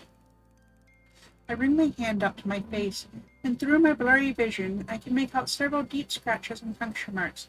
I think one of these cats is definitely in on it.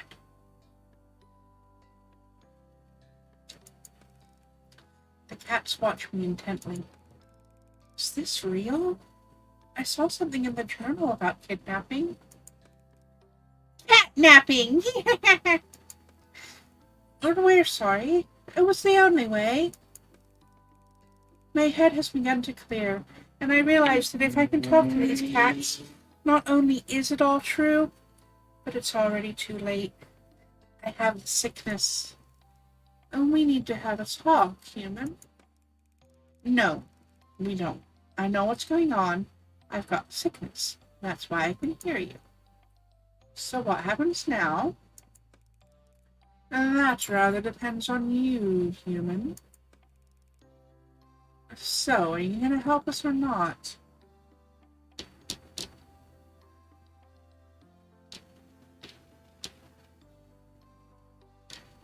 Let me know what you need at Save on Show.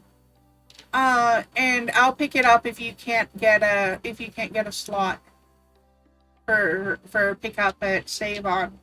I'll just go and buy the stuff for you.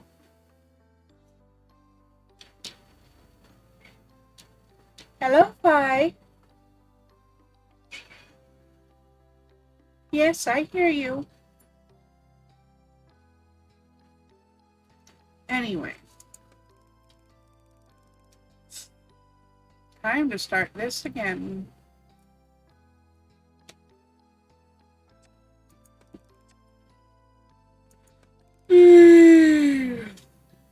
Well, let's hope it's third time lucky. That should be more than likely.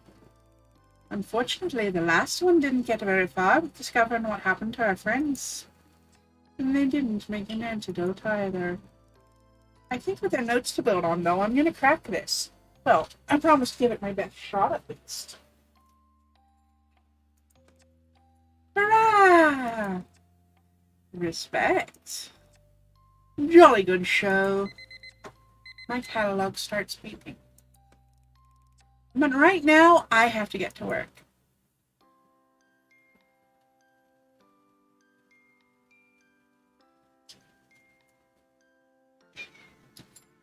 Bye.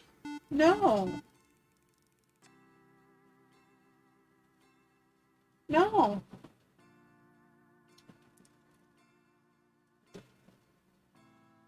Go bother Maggie.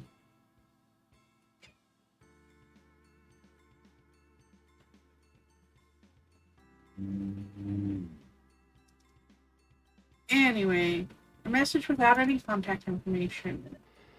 Loose lips sink ships. What? I remember reading something about messages in the journal, but I was so sleepy last night I don't recall what it was. I decided to ignore the mystery messenger for now, or I'll be late for work.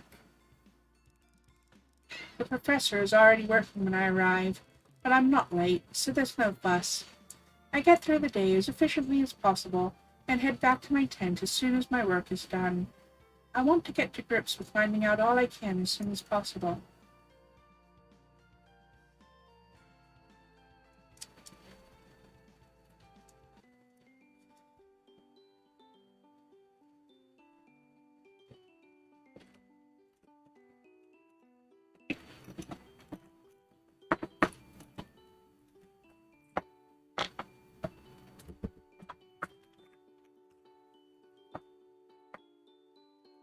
Hey, Fi. If I give you a cookie, will you leave me alone? Did that mean yes? Or did that mean Mama? You said cookie.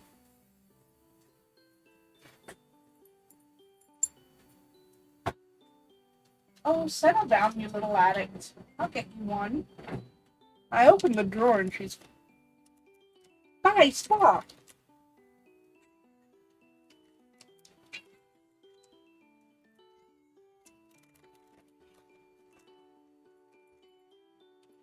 Bye. Bye, you addict. Stop. There's some cookie.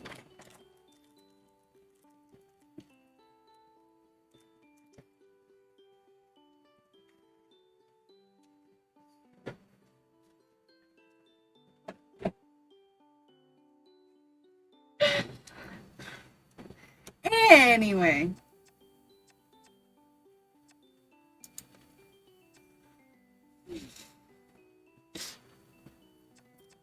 Research 1. Special subject.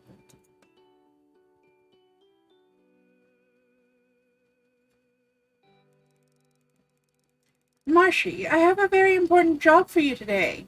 It's quite a tricky one, but you've proven yourself very capable, and I'm certain you can handle it. Follow me. I have a little lady I'd like you to meet. The professor leads me to the research lab in the forest, but instead of going in, he takes me to an area around the back. And this is our brave little nugget, Ravenpaw. She has to be isolated over here, don't you, Missy? The professor reaches into the cage, which is stood on a table, and picks up the tiny black cat that's sleeping inside. Such a good girl, aren't you? We keep her here, away from the others, because the poor thing is very unwell. Can you see this nasty rash? Professor Popper holds out one of the cat's paws for me to inspect. It's red and swollen. Ravenpaw looks at me with her big watery eyes, one blue and one brown. They're probably watering because of the medication she's on, but it makes her look as if she's pleading with me. What, Fi? You had cookies.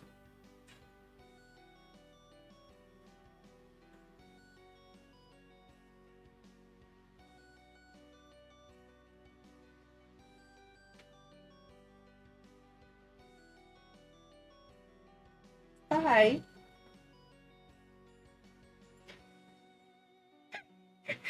Do you have something you want to say to the weirdlings?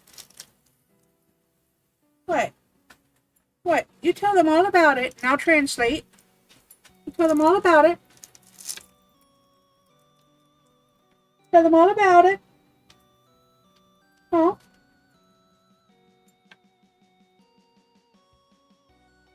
Tell them all about how I only gave you 6 cookies. And you're so starving and unloved. and neglected.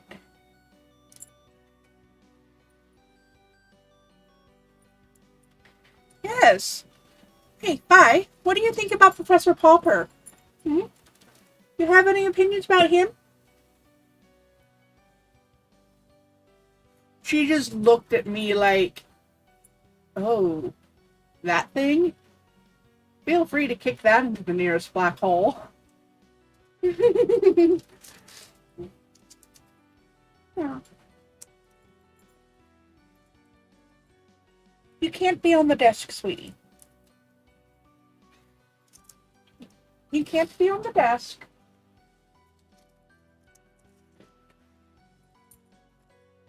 You have opinions, though? You want to tell us all about your opinions? Hmm? Oh, there's a dog outside the window. Yes, I know you want to go kick its ass.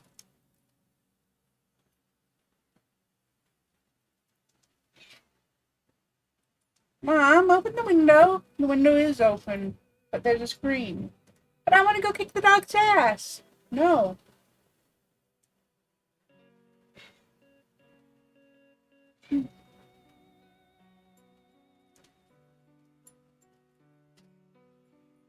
No. You're so offended by the dog outside the window. I know. So much offend. You want to go kick its ass. But you know what? You know what, sweetie? You weigh 4.5 pounds. That thing would swallow you without even trying. Just pop, gulp. Bye-bye goes bye-bye. So I cannot let you outside to go kick the dog's ass, okay? Whoop. Down you go.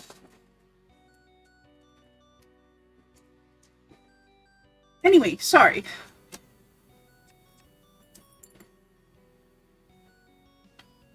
Lay down. You're very adorable, but you're also very distracting. But lay down, sweetie.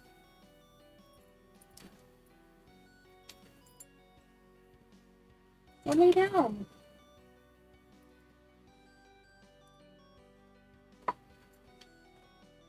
Go lay down.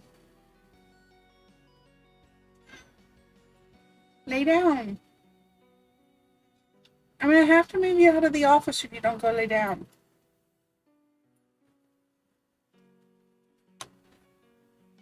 She has me wrapped around her paw, by the way.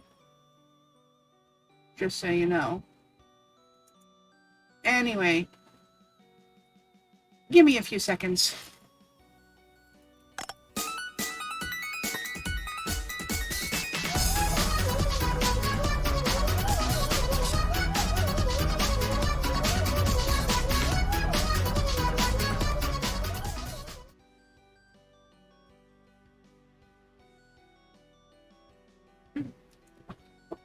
The fur ball has been removed from the desk. I don't know why the sound alerts are so much louder than everything else right now. Sorry. I'm gonna have to turn it down in the actual, web app. RIP headphones users, I'm sorry. She doesn't seem to be able to eat without assistance either, poor thing. We've been treating her the best we can, but I'm not sure she'll make it. Perhaps not even to the end of the week. The professor lets out a sad sigh. I have my fingers crossed, though. We don't give up on any of these cats, do we, Ravenclaw? No, we don't. We're gonna try to get you all better. She's such a pretty cat. Her eyes are enchanting, aren't they? She's a very pretty cat indeed. And she knows it, too. You can tell. You know what a pretty thing you are, don't you? I reach out to stroke Ravenclaw, but she struggles away from my hand. She's getting cranky. I think we've kept Grumpy Pants here awake for long enough. Wonder if the injured cats are previous assistants? It's possible. That's what I'm wondering.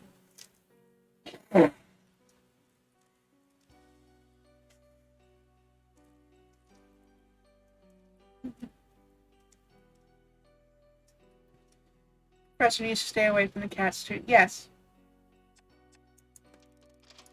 He puts her gently back into the cage and locks it shut. Ravenpaw seems to fall asleep instantly. I hope I didn't distress her. Of course not, Marshy. She's usually very wary of humans before she gets to know them. When I first found the poor thing on the beach, she almost scratched my eyes out in spite of the terribly fragile state she was in. The professor smiles at the memory. Such a little trooper. She was half dead at first. She's gotten a lot better since then. I honestly wouldn't be surprised to see her pull through this. You just told me she was gonna die!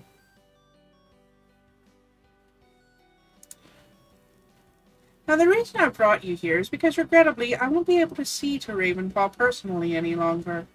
It's a pity, as she's so used to me now. But there's nothing for it. I've been given an extra workload recently, and I need to share out a few of my odd jobs to accommodate it. I thought you would be the ideal person to look after Ravenpaw for me. I'm taken aback that the professor has trusted me with such a responsibility. It's quite flattering, until I remember that he doesn't have much choice, me being the only assistant on the island. Every day she requires a change of dressing, a dose of medication, some cream rubbed into her rashes, and a syringe full of nutrient milk. And this can be quite distressing for her, so I'd like someone with a nice and patient manner to take over from me. Would you be interested in Marshy?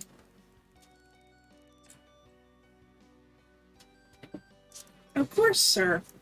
I'd love to help out in any way I can. That's what I'm here for. You have to deal with him calling you Marshy until something happens to this character now. I know! I'm regretting picking the name Marshy for some reason. I wonder why. Oh, splendid. I'm so glad. I think you and Ravenpaw will get along famously before too long. She has such a sweet nature. I look forward to it. Could you start now? Of course. Tip-top. I'll be in the lab if you need me for anything. Please don't be afraid to give me a shout. I'm terribly sorry to burden you with this so suddenly. I have such a lot of work to do right now. Okay, Professor. I feel a little apprehensive as I watch Professor Popper retreat into the lab. I didn't realize I'd be expected to do everything right now, without training or anything. I remind myself that this isn't like an ordinary lab back home. I must try to adapt to the higgledy-piggledy way things are done here. I take a deep breath. Change your dressing, I can do that. Hello, pretty kitty. I'm very sorry that I have to disturb you. Small cat lets out a sad mew as I lift her out of the cage. I know, life is so unfair. Now where are your dressings? I put Ravenpaw next to the cage on the table. She lays down compliantly. She obviously knows the routine. She has a large bandage on the side of her ribs. I gently begin to remove it, trying hard not to pull on her skin too much. I suppose if we're going to be doing this every day, we might as well get to know each other, right? So, hello, my name's Marshy, and I'm quite new here. I know your name already, Ravenpaw. Such a nice name. But the professor named you. He certainly knows how to pick 'em, doesn't he? The cat tenses as I remove the last of the plaster and reveal a scar on a patch of bare skin, where the professor has shaved her for surgery. Oh dear, that scar looks very tender. I should clean it. Is that right, Ravenpaw? Let me look.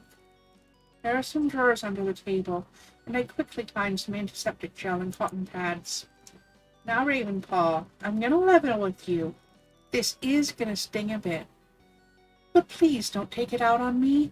I'm doing it for your own good, okay? Trust me, you do not want this scar to become infected. That would be disastrous. The cat stays perfectly still while I wipe at her scar. She doesn't even make a sound. I have to say, I'm impressed. And a little disquieted.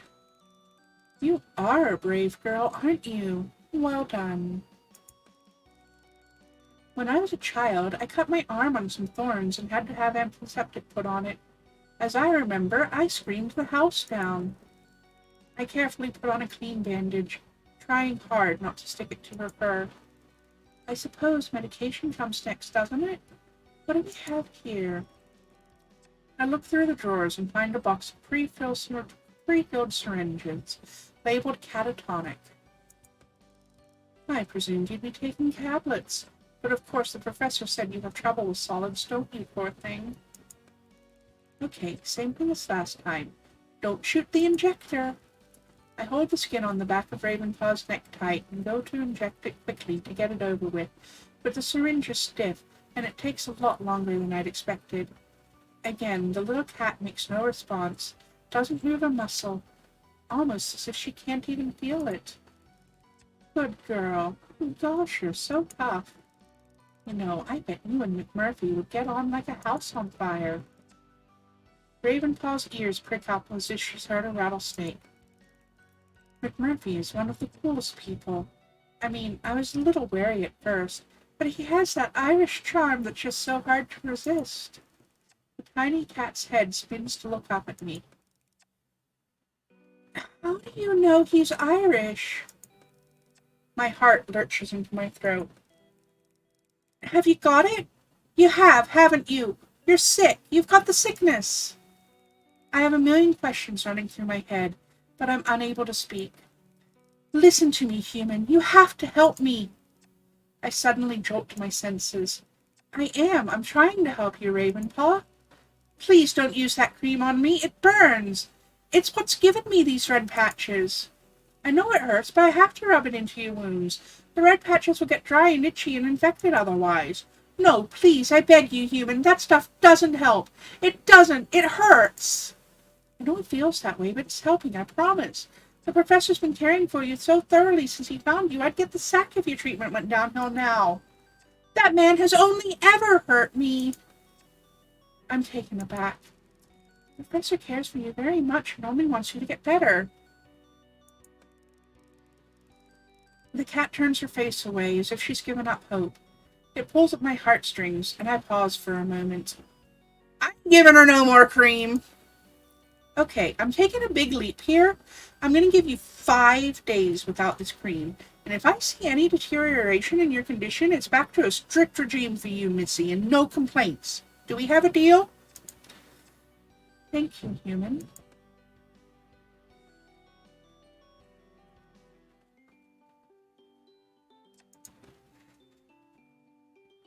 We caught it!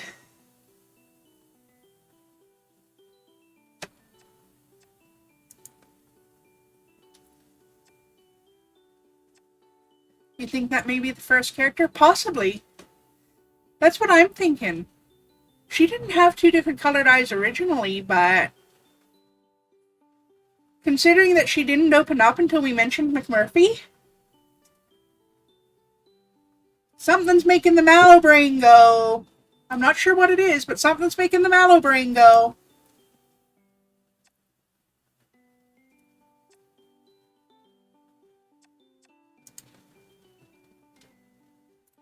There's been a shipment of supplies delivered, and I have to help get it all unloaded. Maybe I can find some info? Or I can't stop thinking about those important fragrant pink letters Zane mentioned. I've got to get my hands on one. She knew McMurphy was Irish and only opened up when my character said something. Exactly. She perked up when we mentioned McMurphy. And then immediately, when we mentioned McMurphy was Irish, that was frickin' instant. Anyways, intercepting mail or probing the workers? The wounds, yeah.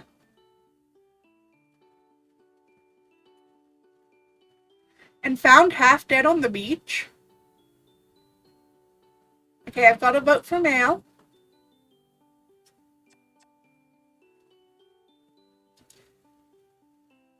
Anyone else want to put in a vote?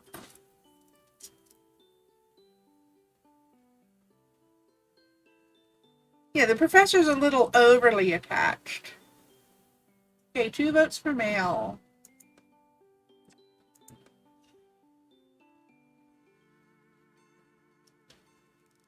I've run through the sequence one more time.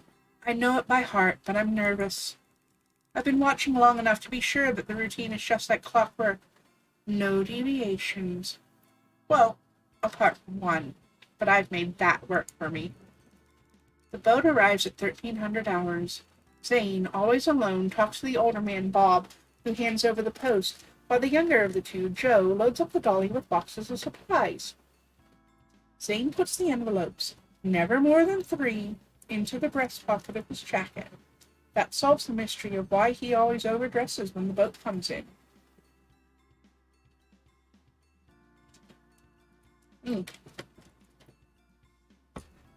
Putting some of my drink in my face.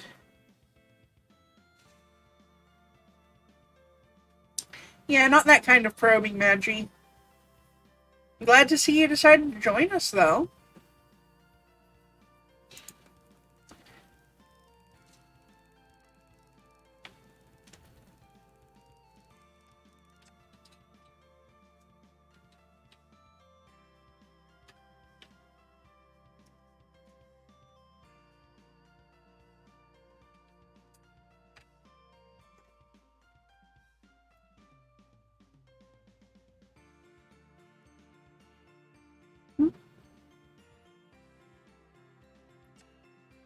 If you're grabbing a cookie, can you bring me a blueberry one, please?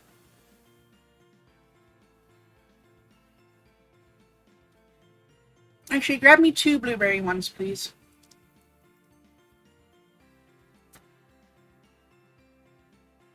Thank you.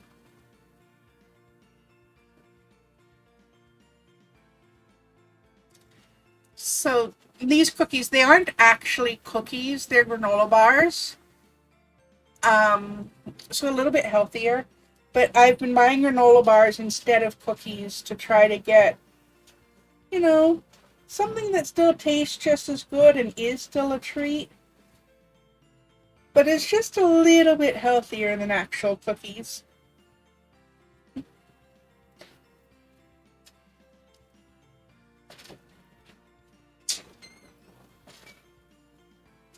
Thank you.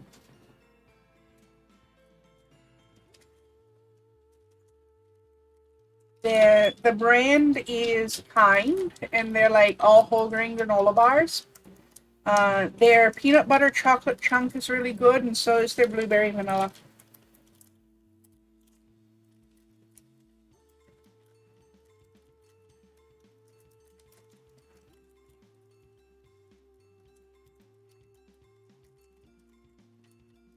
They're like the perfect stream snacks too.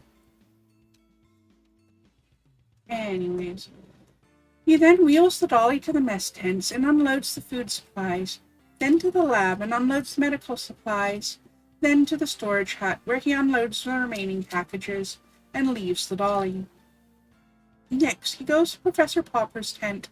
If the professor is in, he hands over 2 of the envelopes, keeping the third, his puzzler, in his jacket pocket.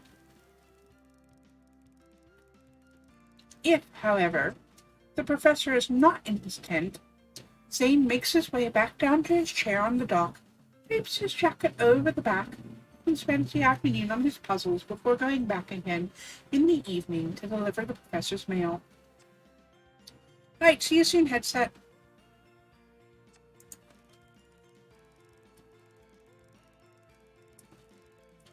He never lets the envelopes out of his jacket pocket, or the jacket out of his sight. So my only opportunity would be to pickpocket the security guard when he takes his jacket off. But that relies on Professor Popper not being in his tent. Luckily, I've ensured, with the help of my feline friends, that the professor will be held up during his out-of-grounds inspection.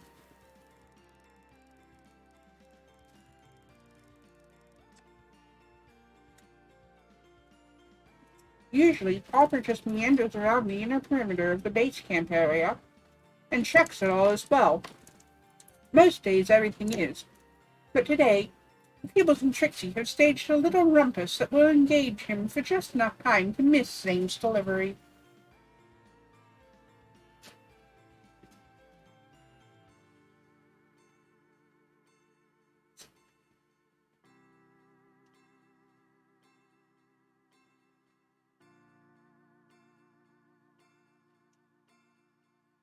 Oh, that's awful from the employees, Shell. Sorry to hear that.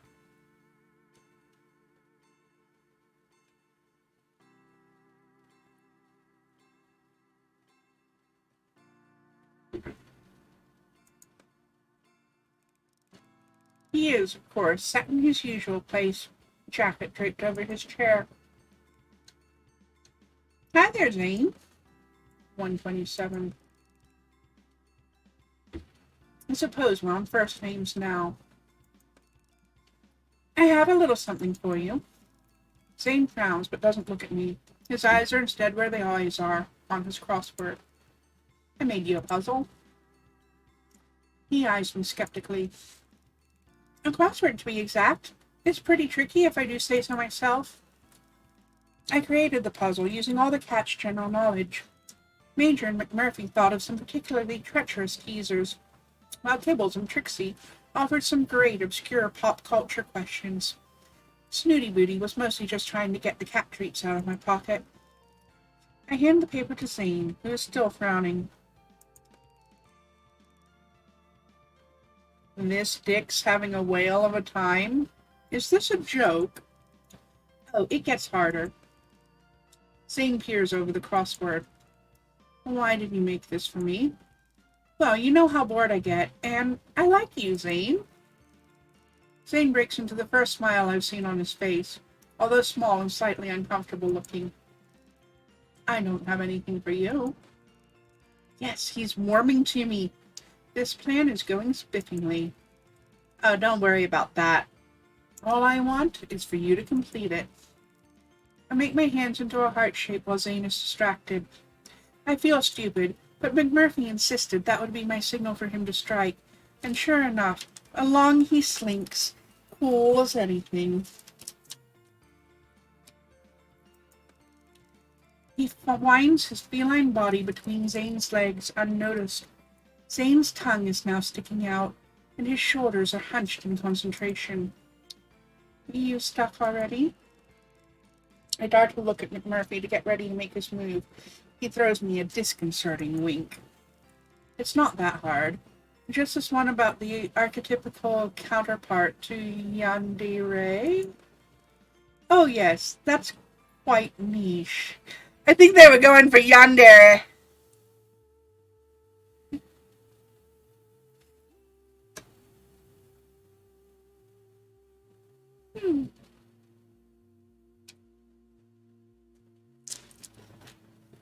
Considering that my auto captioner corrected that horrible pronunciation.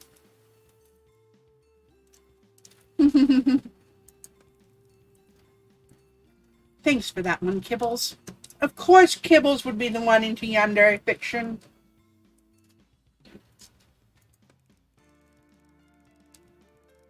While I engage Zane, I can see that McMurphy has already reached up, as though stretching against the chair, and nudged his nose into the inside breast pocket of the jacket. Oi! Shoo! Get out of it! I see McMurphy scamper off, and my heart sinks. Anyway, I'll check back later, see how you're getting on with it. Zane grunts in response.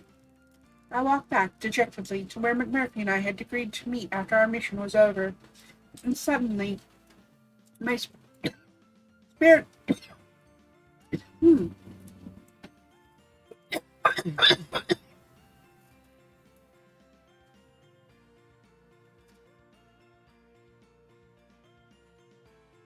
Damn it, buddy!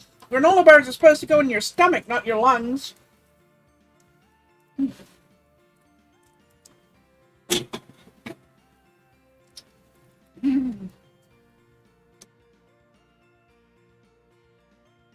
Suddenly, my spirits lift at the sight of a little pink corner peeking out from under the designated rock.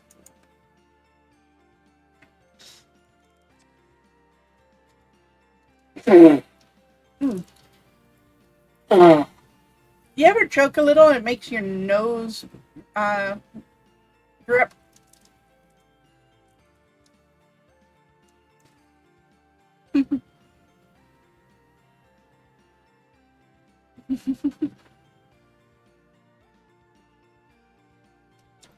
McMurphy, you're a star! There's no end to me talents. I snatch up the envelope, say goodbye to McMurphy, and head over to the privacy of my tent. I examine my trophy while the kettle boils. I'm touched by the pretty pink envelope and delicate fragrance and feel suddenly embarrassed. Am I prying into the professor's love life? What's gotten into me, getting notions of secret going on, subterfuge? I'm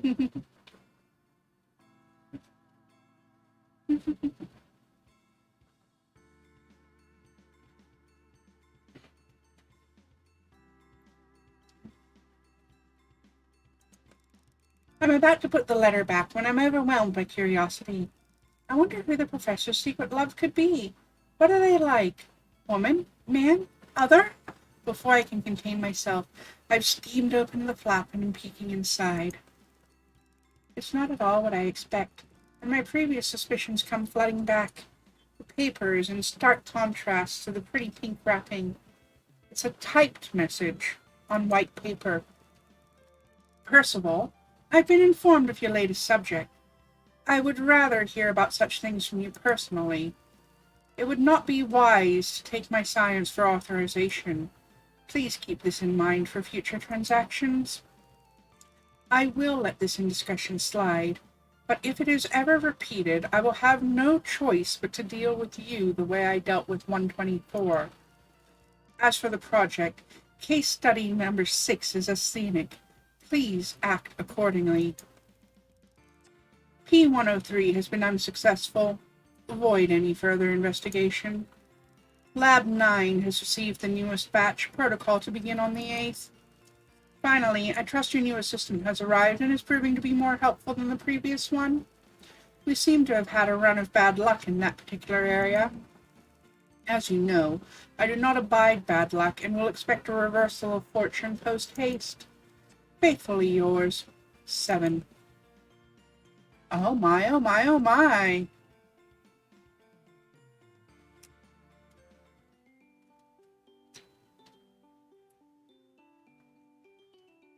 I have to give some thought to this.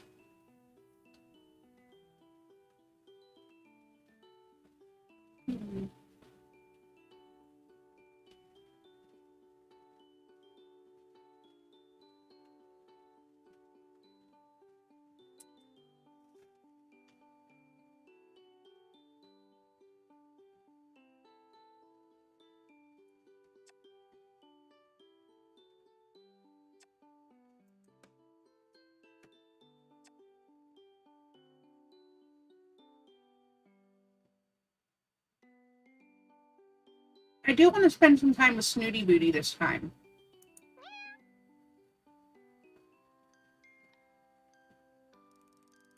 Sounds like there's a profit angle going on. That's what I think. I'm splayed out like a starfish on the beach in my bathing clothes. It's a sputteringly hot day, and I find it hard to concentrate on my work. So here I am. I let the cool sea wash over my feet and legs as I lay back on the sand. I hear a long, loud sigh coming from somewhere nearby, and I sit up to see where it came from. Snooty Booty, in repose, under the shade of a palm tree, is looking around her with a concerned expression, one that I've never really seen a cat make before.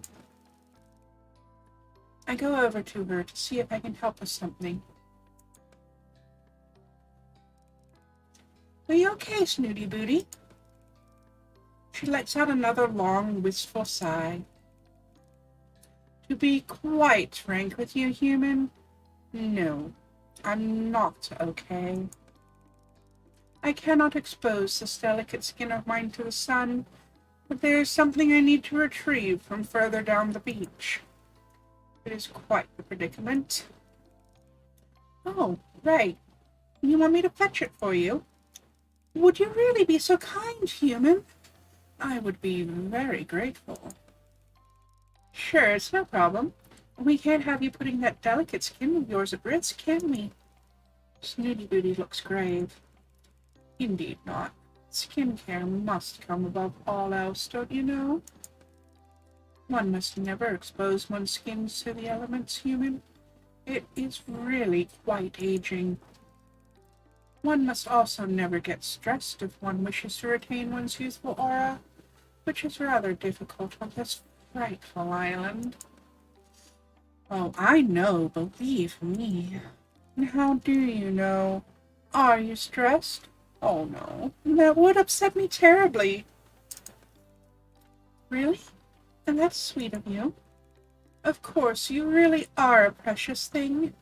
I do so hope you're finding your time here pleasant. Don't worry about me, Snooty Booty. I'm fine. Now, what was it you'd like me to get for you? Well, before I tell you, I must ask that you don't inform the others of the whereabouts of this particular item. It's very dear to me, you see, and one of the few luxuries I have all to myself. Of course, that's no problem. I can be discreet when I need to be. I do so close there. English! I do hope so, human.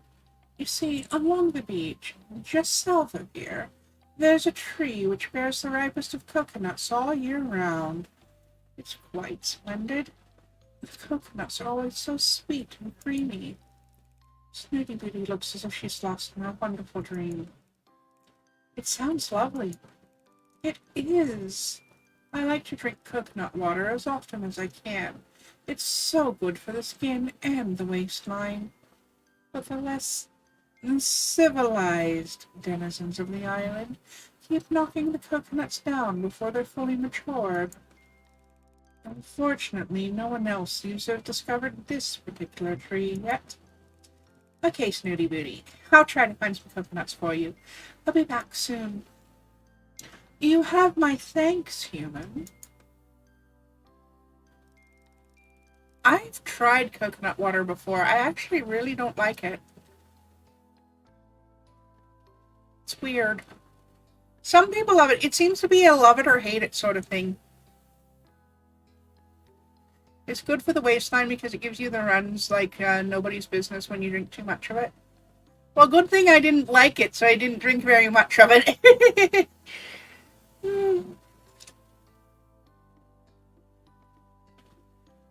I've been walking for a lot longer than Snooty Booty led me to believe. I'm not sure if this is even the right tree. They all look the same to me. Although this one does seem to have more coconuts than the others. I decide to take a chance and bundle up as many as I can carry in my arms and haul them back to her ladyship. By the time I get back to Snooty Booty, I'm faint from the exertion, not to mention walking so far in the sun. I fall to my knees, panting in front of her. Here you go, Boots. She eyes the pile with a distinct air of disapproval. I only needed one coconut, human. Oh, these are far too many. I do apologize, madame. And tell me you didn't plunder the tree? No, there are plenty on the ground already, so... Oh, well, that's a small mercy. At least you didn't hack them down. Hack them down? With what? Well, your hands are rather large and leathery. Snooty Booty, I do not use my hands for deforestation! Well, I'm sure you did your very best, although I really don't know what I'm going to do with so many coconuts.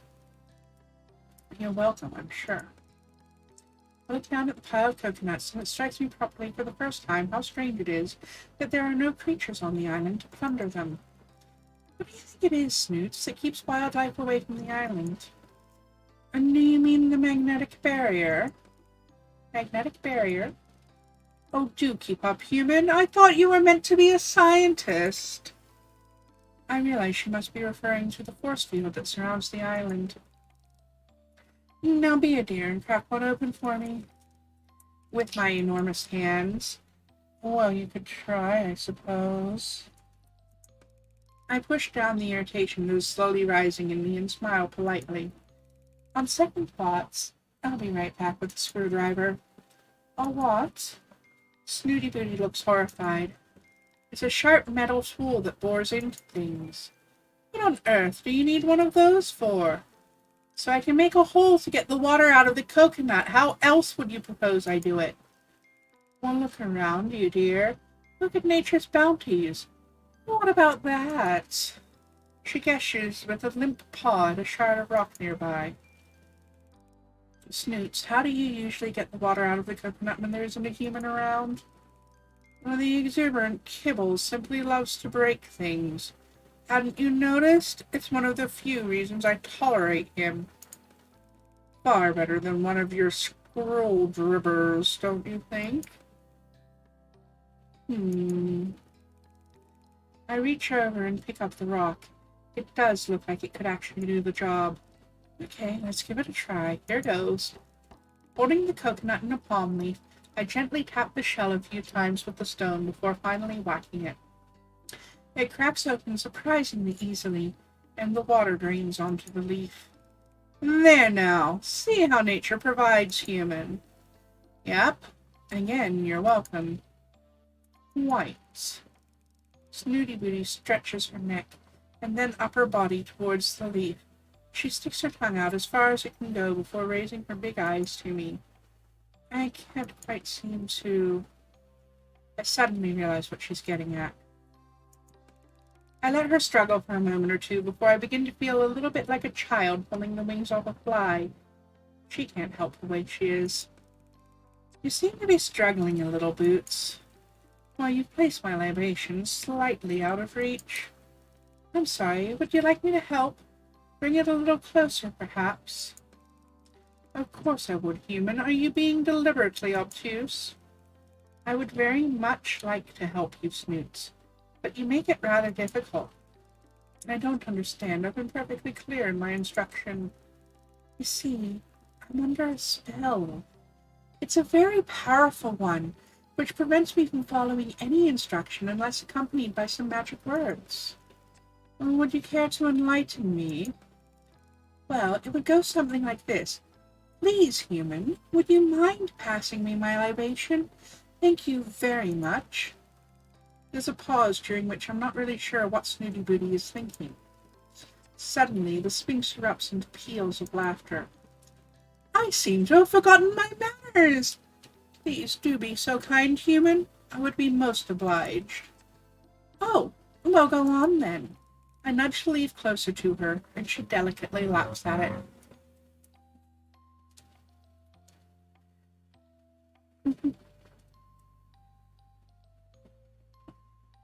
It's good on a hot day and nice to add to cooking for the flavor. I use a lot of coconut milk in cooking, but I could not get on board with coconut water. I don't know. It was weird. It was a texture violation and a flavor violation. Not a fan. That's okay. Not so good for everyday consumption. It actually dehydrates you. Yeah, as I've heard. Was she waiting for someone to call her on her BS? Possibly. I am truly indebted. Many thanks. That does look delicious. Snooty agrees without taking a break. You know, searching for those coconuts was thirsty work. I'm sure it was. She's still lapping at the water. My throat's a bit scratchy, especially in the heat. Snooty finally comes out for air. Why, that's the beauty of the coconut, you see. So hydrating, and most palatable, too. You really ought to try it sometime. I look down at the now dry palm leaf. Yeah, that's a good idea, Boots.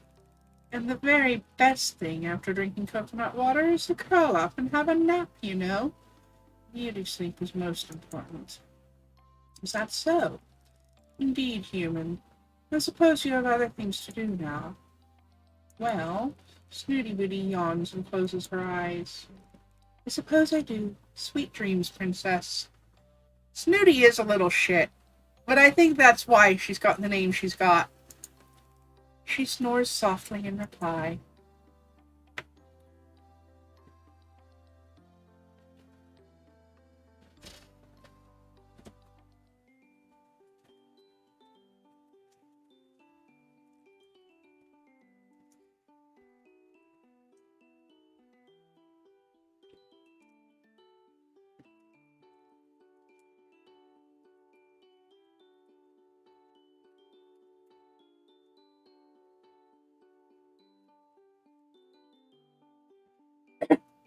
Excuse me.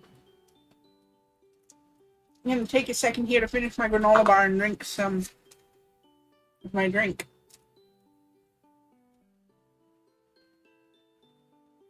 Oh, she's super sus.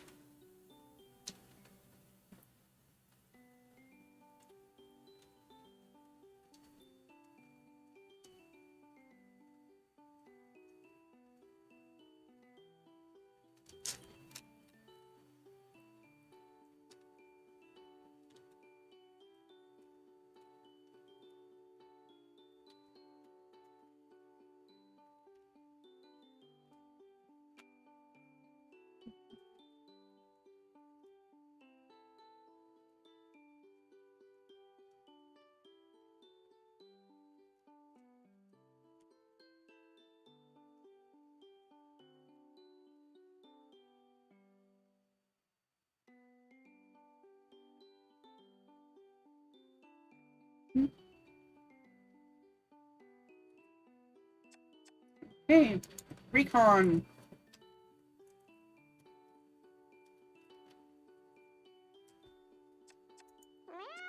Or rest.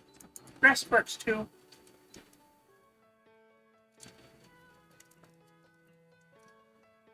Hmm? This is supposed to be rest. Why is... Hey! See you when you get back, Shell.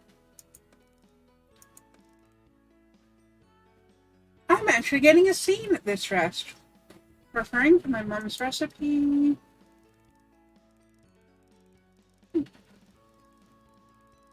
Granola. Interesting, since I just ate a granola bar, right?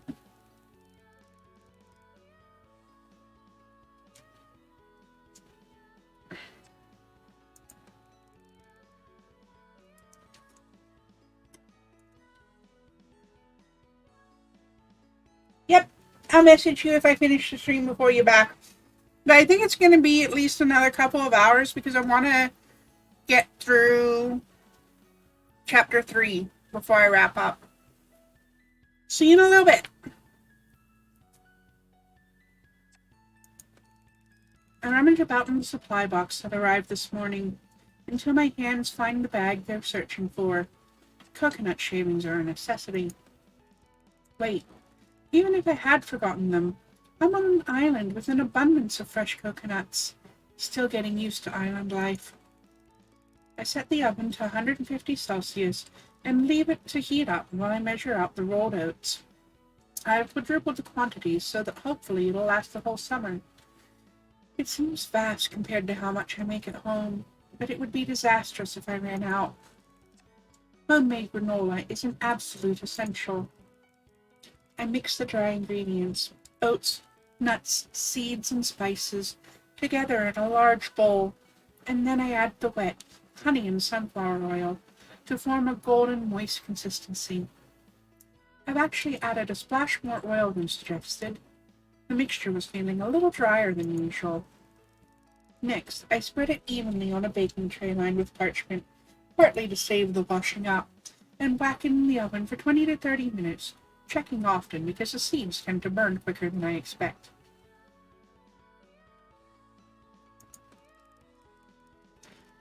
The smell always drives me crazy. Toasty, warm, homey. I miss my mom. I should make this. It sounds good. I wonder if it could be modified to make a granola bar, because I prefer granola bars over plain granola. Like, just eating a bowl of granola and milk like cereal doesn't really do it for me, but I love granola bars.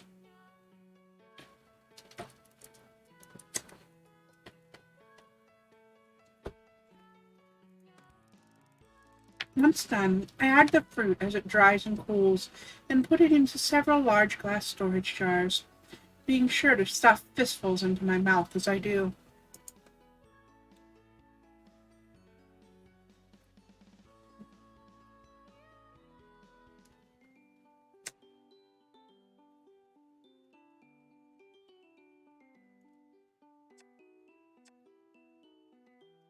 Recon or romance?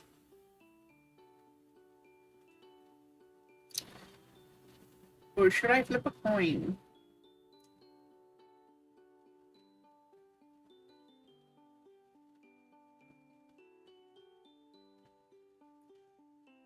Yeah, at least that weird thing hasn't happened again. That's true.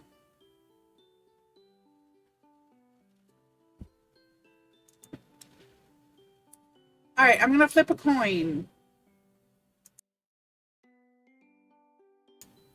Flip a coin for me. It's tails. Thanks!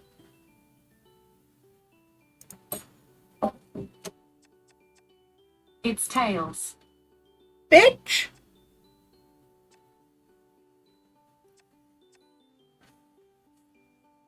At least I muted before using the call phrase, though, this time. I remembered. Alright, time to probe the workers.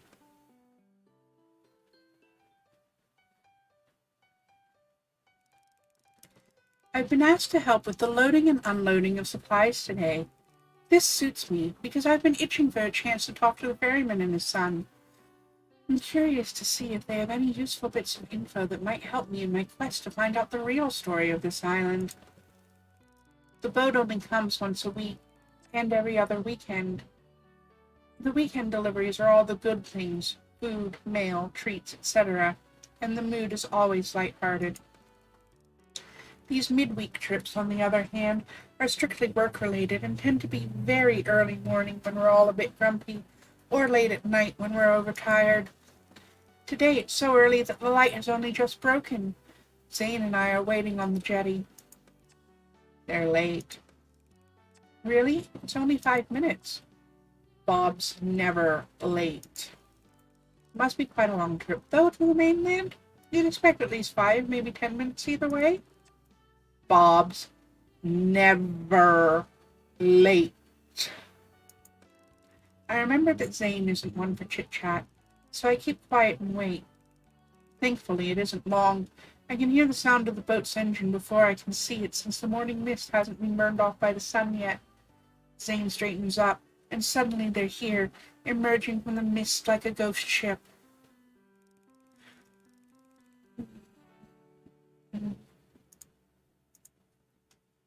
They've been doing this so long, it only takes some minutes to dock and tie off before stepping aboard. Right. Another man of few words. I nod to Bob's son, Joe, and he nods back. I'd guess we're the same age, but he's huge. Problems. A few extra crates held us up 5 minutes. Okay, me and Bob will do the shifting, you two do the stacking. Until we come back with the outgoing, you stay aboard and sort out the incoming. You got that, Brainy? He's looking at me. Brainy? I'm totally excited that Zane has given me a nickname, but a little crushed that the nickname is Brainy. Sure, you bring 'em, we fling 'em. I see that I'm the only one grinning like a fool.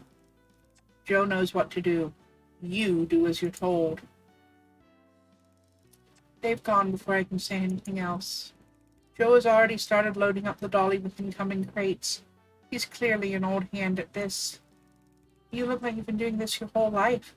Family business? Move those crates there. They need to go off next. He's sidestepped the question. I'm not sure it's deliberate, so I try a different tack. You don't go to college then, Joe? Nope. I'm not getting anywhere with this, so I changed to something less personal. Zane said you're never late, which is pretty impressive considering how far you have to come. This is like pulling teeth. How far is it exactly? Quite far. And do you stop anywhere else en route, or are we your only drop-off? And suddenly, Joe has stopped what he's doing and is standing toe-to-toe with me, blocked onto my eyes so that I can't look away. You have a lot of questions in you. My suggestion would be to keep him there on the inside. Don't do no good poking your nose into other people's business. I'm shocked by his bluntness. I'm sorry, I didn't mean to offend you. I was just making small talk. You live with all them cats. Learn from them. My heart beats faster. I think he's going to tell me something. What? All cats know. Curiosity kills them. He starts to laugh out loud. I just stand with my mouth open, not sure how to respond. What's the matter? Cat got your tongue? And he laughs even harder, and I'm feeling creeped out and really relieved to hear the two older men returning. Everything all right here? They have the crates to be loaded onto the boat. What's up with you, Brainy? You look a bit wobbly. Not got your sea legs yet? We were playing cat and mouse, Dad. Bob turns sharply on his son and shuts him up with a look. You don't want to mind him. He don't mean no harm. Best take what he says with a pinch of salt. I see a look pass between him and Zane, and get the feeling there's a lot more going on here than I understand. You need to get back now, Brainy. We can take it from here. I want to ask to stay, be given another chance, but all three men are looking at me, and I just turn to slink away. That went well. What did you clip and put in the Discord? What did I do?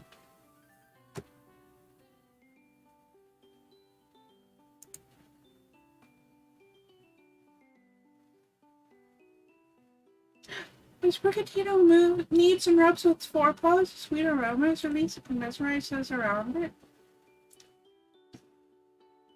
I need a Sprigatito!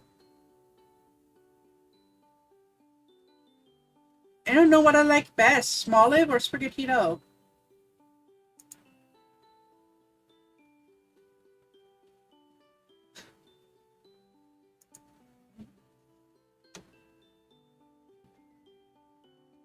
It's tails.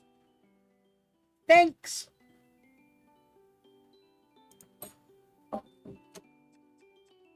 It's tails. Bitch!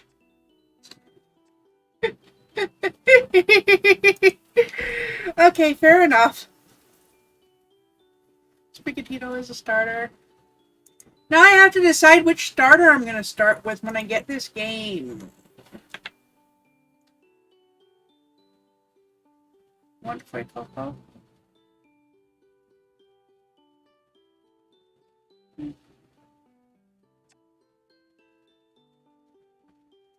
Is there any recon open yet? Or do I need to do something else? I need to do something else.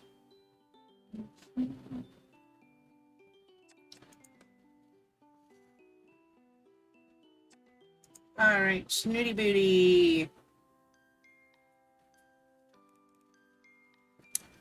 Snooty Booty. Snoots? I've been searching for the Sphinx for what feels like ages. For a cat that never seems to move, she is surprisingly difficult to find. I'm answered, eventually, by an unintelligible murmur coming from the shade of a nearby tree. Of course she's sleeping. Snooty Booty! I poke at her gently and try to rouse her. I have something for you. A gift as it happens. Oh, human. It's you. What are you doing up and about at this time? It's midday, Boots. Snooty stares at me uncomprehendingly. I have an hour for lunch and I came to spend it with you. But if it's not a convenient time, I can always find something else to do. Wait, you mentioned a gift.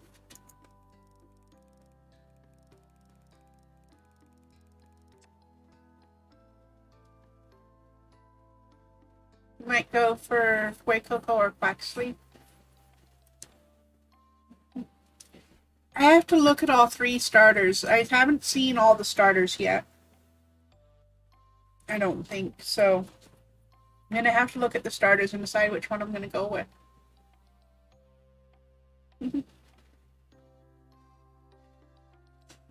But Sprigatito is freaking adorable.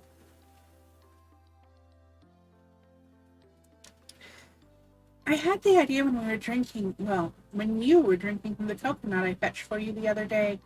I took some of the remaining coconuts over to the lab and cooked up some coconut oil. Snooty Booty opens her mouth wide. I sit awkwardly, staring at her, unsure exactly what she's doing. Well, I'm ready to break my fast, human. It's hard sometimes to know whether to laugh or spit with this spoiled feline. We all get different ones we can breed and share to have all four. That's true! That's true. It's hard sometimes to know whether to laugh or spit with the spoiled feline. No, Boots, this isn't for eating. You mentioned how good drinking coconut water is for you, so I thought you might like some coconut oil to rub into your skin, to keep you moisturized and youthful. Aren't you terribly clever? I can't help but blush. Snooty Booty rarely compliments anyone, so I feel honored. You may begin. Snooty lolls onto her back, exposing her plump pink tummy to me. Ah, you want me to rub it in for you? Snooty Booty simply smiles in response. To be fair, Snooty hasn't got thumbs and is a little bit less flexible as far as being able to rub things on her own skin. So I can at least see this one.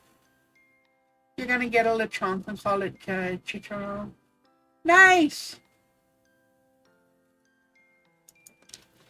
Well, a please wouldn't go amiss. Yes, well, I didn't want to make a fuss, but I would prefer it if you asked first. I sighed. There's not much point in arguing with Princess Snooty Booty. I don't think she actually means to be rude. Sometimes she just doesn't seem to understand how to talk to people as equals. I don't have the energy to deal with it today, but I make a note that at some point she and I are going to have a little chat about etiquette. Please, may I rub this coconut oil into your skin? Yes, you may. I pour some of the pungent liquid into the palm of my hand and rub it together with the other. I have no idea what I'm doing, as I've never massaged anyone before, but I work along the lines of putting sun cream on a friend. As I touch the warm, loose skin on Snooty's primordial pouch, I'm struck by how delicate she really is, and I try to be as gentle as possible. That's the thing, is that hairless cats are very delicate. Hairless cats, they really are a lot of maintenance. That's actually the reason why I don't intend to ever get a hairless. I like them. Okay, a lot of people think they're ugly. I don't. That's not the reason why I don't want to get a hairless. The reason is literally because I have enough skin issues of my own. My skin is high maintenance enough as it is. I would not be able to also devote the time to taking care of a hairless breed cat. A Rex? Don't they require a lot of maintenance for their fur as well, because it's so tightly curled?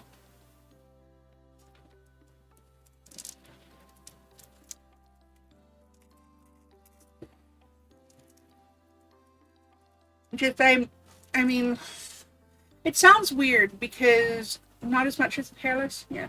Like, it sounds weird that I'm worried about, like, being able to take care of, like, a hairless or a Rex. And when, at the same time, like, I have Fi. And she's going to be 9 years old this month. And she is... And I've had her since she was a kitten. And she's... I hate the term special needs, but there's nothing else to describe her situation.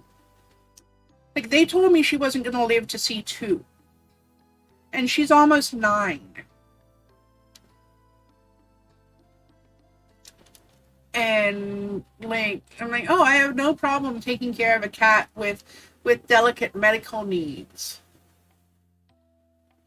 But a cat that needs special maintenance for its hair or its skin, it's like, oh, I'm not sure if I'll be able to handle that. But, like, I mean, I don't know.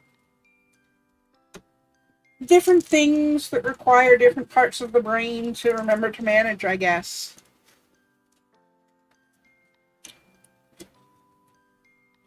I guess I can handle a medically fragile cat much better than I can handle an actually high-maintenance cat. I don't know. Mm-hmm.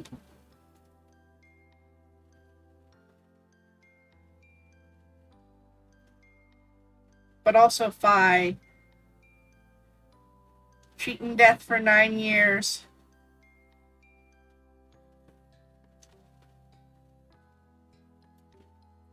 Anyway. Is that okay? You're very skillful with your hands, human. Okay. I do so wish I had those thumb things. They seem so useful. They are quite handy, to be honest, but paws are cool too. Snooty Booty lazily inspects one of her paws. Undo my paws next, will you? Snooty's skin is reacting well to the treatment and has become shiny and pliant. I see the good it's doing.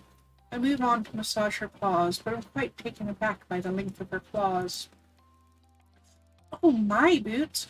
The claws are really quite long. Don't you use a scratch post or anything? A what? You know, something abrasive to file them on. Whatever for? Well, it's part of being a cat, really. Stops them from catching on things. Snooty Booty is peering at me with one judgmental eye open. Caught on what, exactly? Oh, I don't know, Snoots. Don't worry about it. I'm sure it's fine. No, do go on. I'm intrigued. You seem to be implying there's a degree of neglect in my grooming. No, I'm not. You're by far the most highly groomed cat I've ever seen.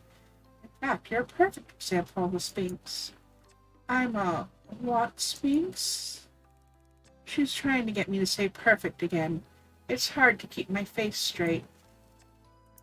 Absolutely perfect, Snoots. And you're an expert. I wouldn't call myself that, but I have been reading up on Sphinx cats, and you have all the characteristics of a pedigree. It's very sweet of you to say so. Remind me, what would those be? Should I flatter her, or should I be accurate?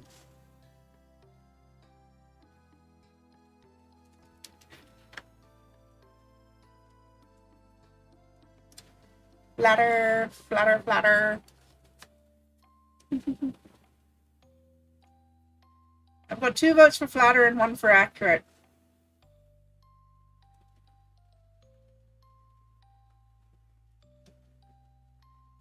Looks like it's going to be flattery.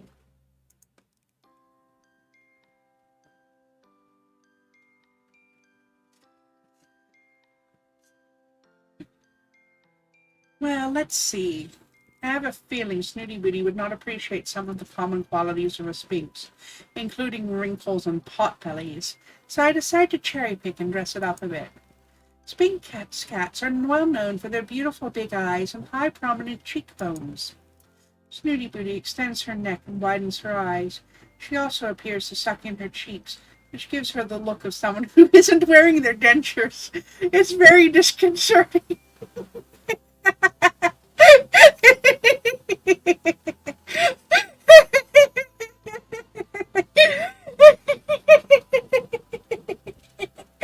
Oh dear.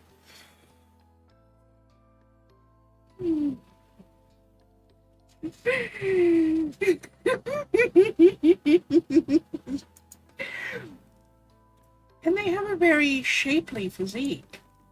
This isn't strictly true. Sphinxes tend to be quite muscular, but something tells me Snooty Booty wouldn't approve of that description. She has now extended her entire body into what looks like a yoga stretch. I see. Go on. Their skin is soft, buttery. This is sort of true. Because they don't have fur to soak up excess oils, Sphinx cats can become quite greasy. It is recommended that they be patted down with a cloth as part of their regular grooming. I'm listening. And they're very regal. Regal? I'm not sure where that word came from, but Snooty Booty seems to enjoy it. Well, human, it seems you have a vast and accurate knowledge of my kind. I'm rather impressed with you. I blush. It's not often that she gives out compliments, but when she does, it makes you feel like $1,000,000. Have I seen the Jack Sphinx, the one standing on its hind legs looking out the window? I haven't seen that one. Do you have a link? You can throw it right in the chat. Thank you, Snoots. Which prompts me to take what you were saying about my claws far more seriously. Do you think you ought to tend to them? In what way? The length. I believe you were suggesting they ought to be trimmed. I wasn't saying that, but I don't think it's such a bad idea. Perhaps I could help you with that. A manicure. What a marvelous idea.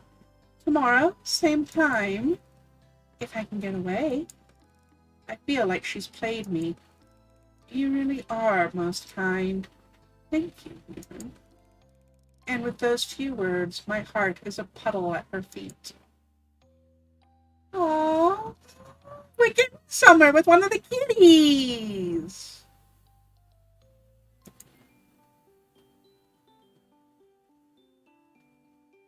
Damn, that cat is ripped.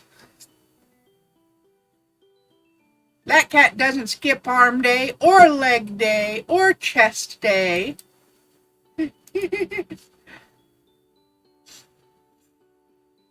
Kitty is built.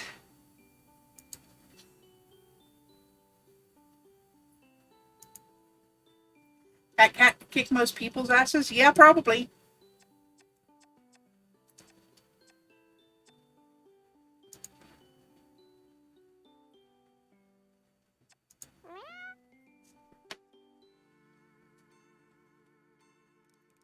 Hey, Snoots. Fancy seeing you here. Really? This is my spot, human. I'm often to be found here. I let it go because I'm so excited about what I've brought.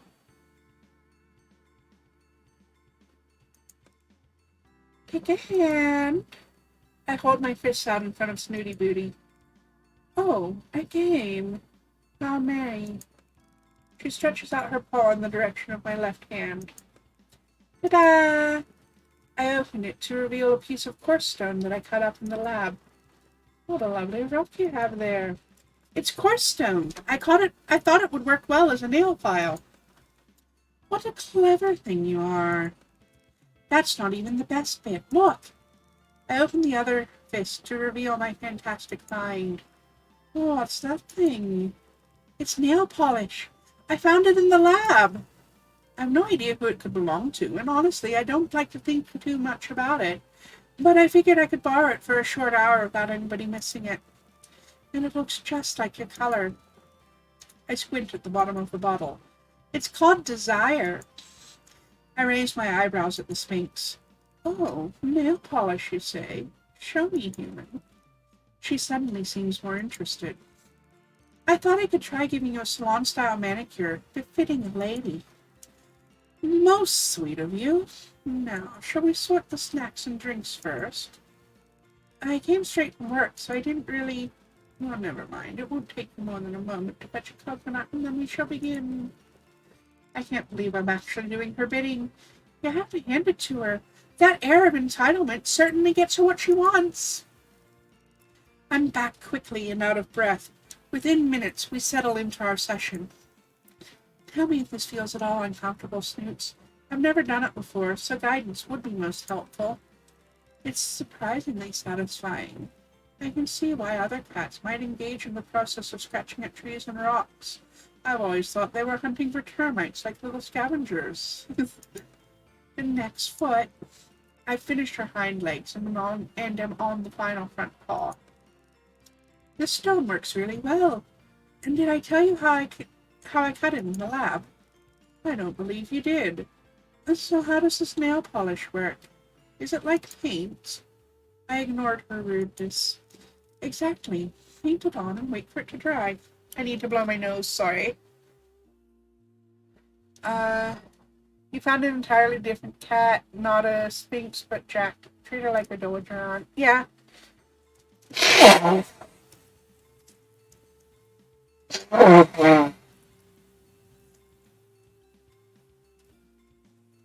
need to see this other jacked cat.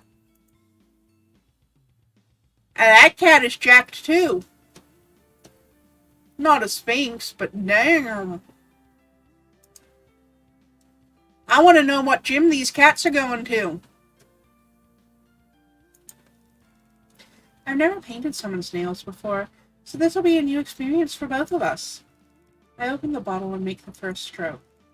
Try to keep as still as possible. I think you'll find I am statuesque in my stillness. Your hand is less so. Zoomies. Yeah.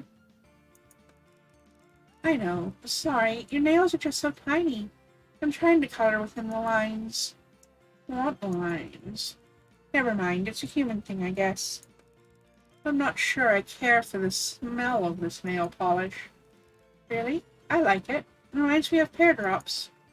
Of what? Oh, sorry, another human thing. Look, though, your paws look fantastic. The long, sleek talons are glinting shiny red in the sunlight. She's got bracelets! I didn't notice that before. Oh my, I am spectacular. She extends her claws momentarily and presses them into my arm.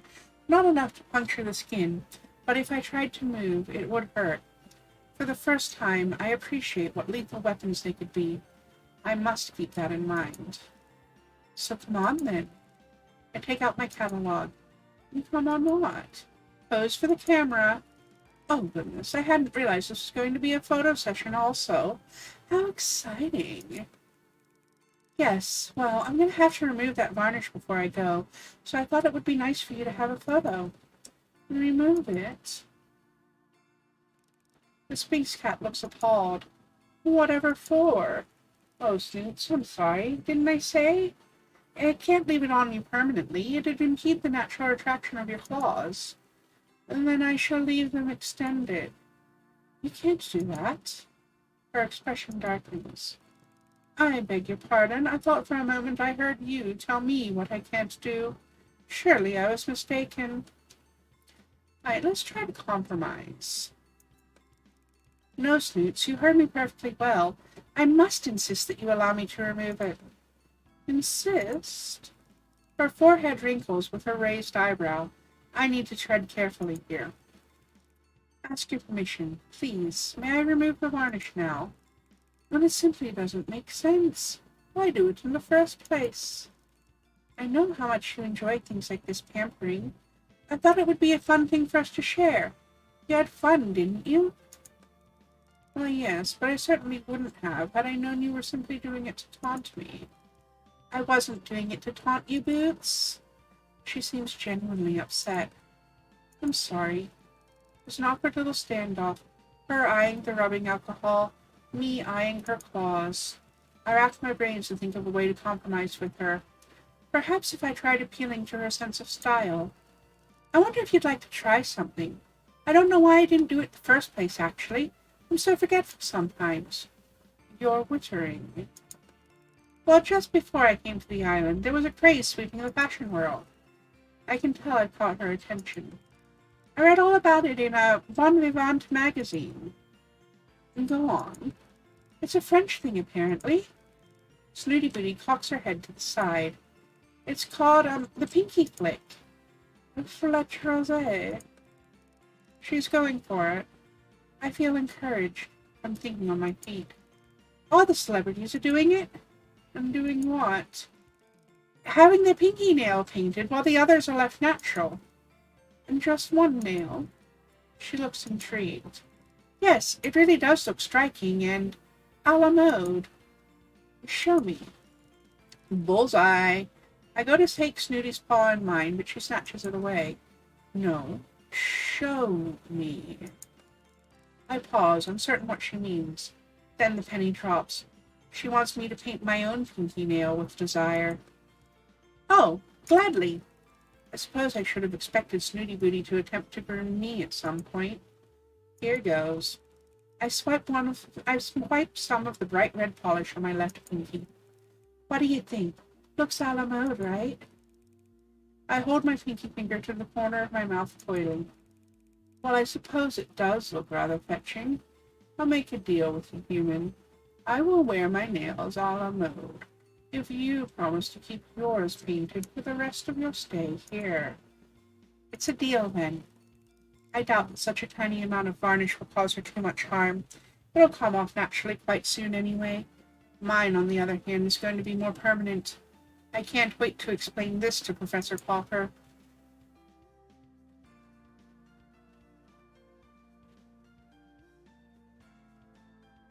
I would have let her keep it and just tell her, okay, but don't lick your paws when it starts to flake off.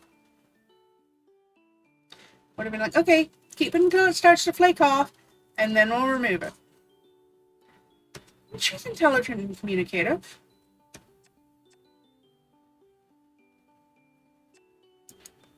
Alright.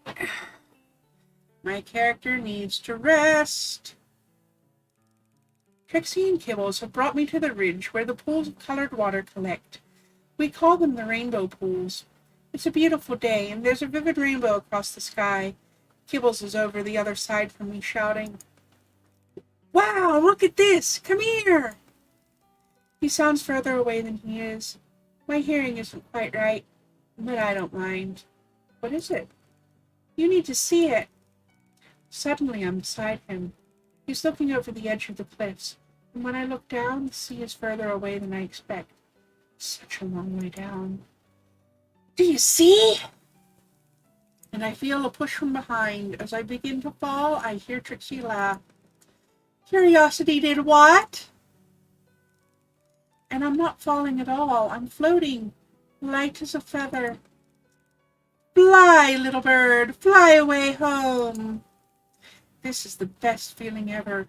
I'm going higher now, up towards the rainbow. I'm gonna touch it. Mind you don't get scorched by the sun.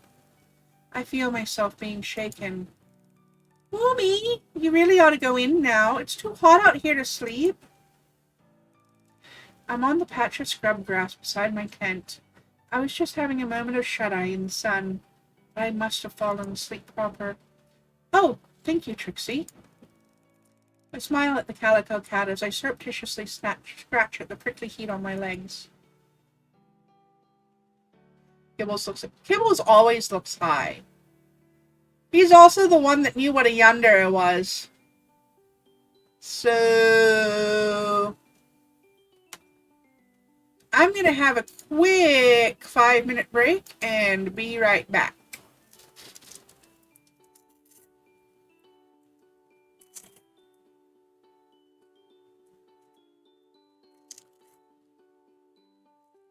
That's just my wrist brace. I have loose joints and my wrist needs a little support today. All right, see you in 5.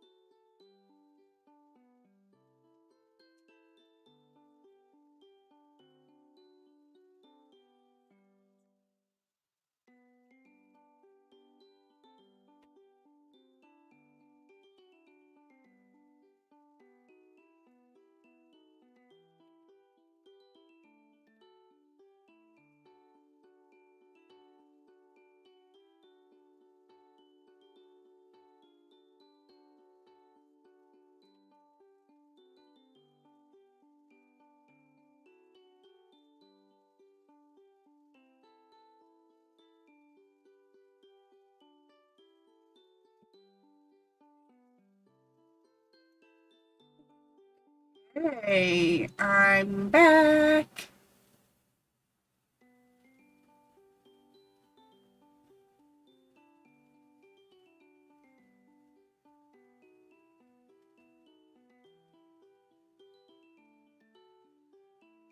Um, oh, Maggie, I used the last of the iced coffee in the big jug in the fridge. There was only about half a cup left anyways. So, I'm gonna need to make more coffee later tonight if we want iced coffee for the weekend.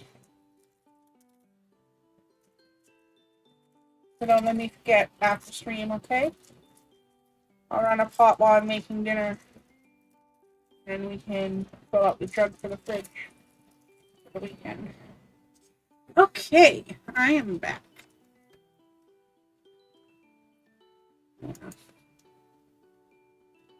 Finish some romance here.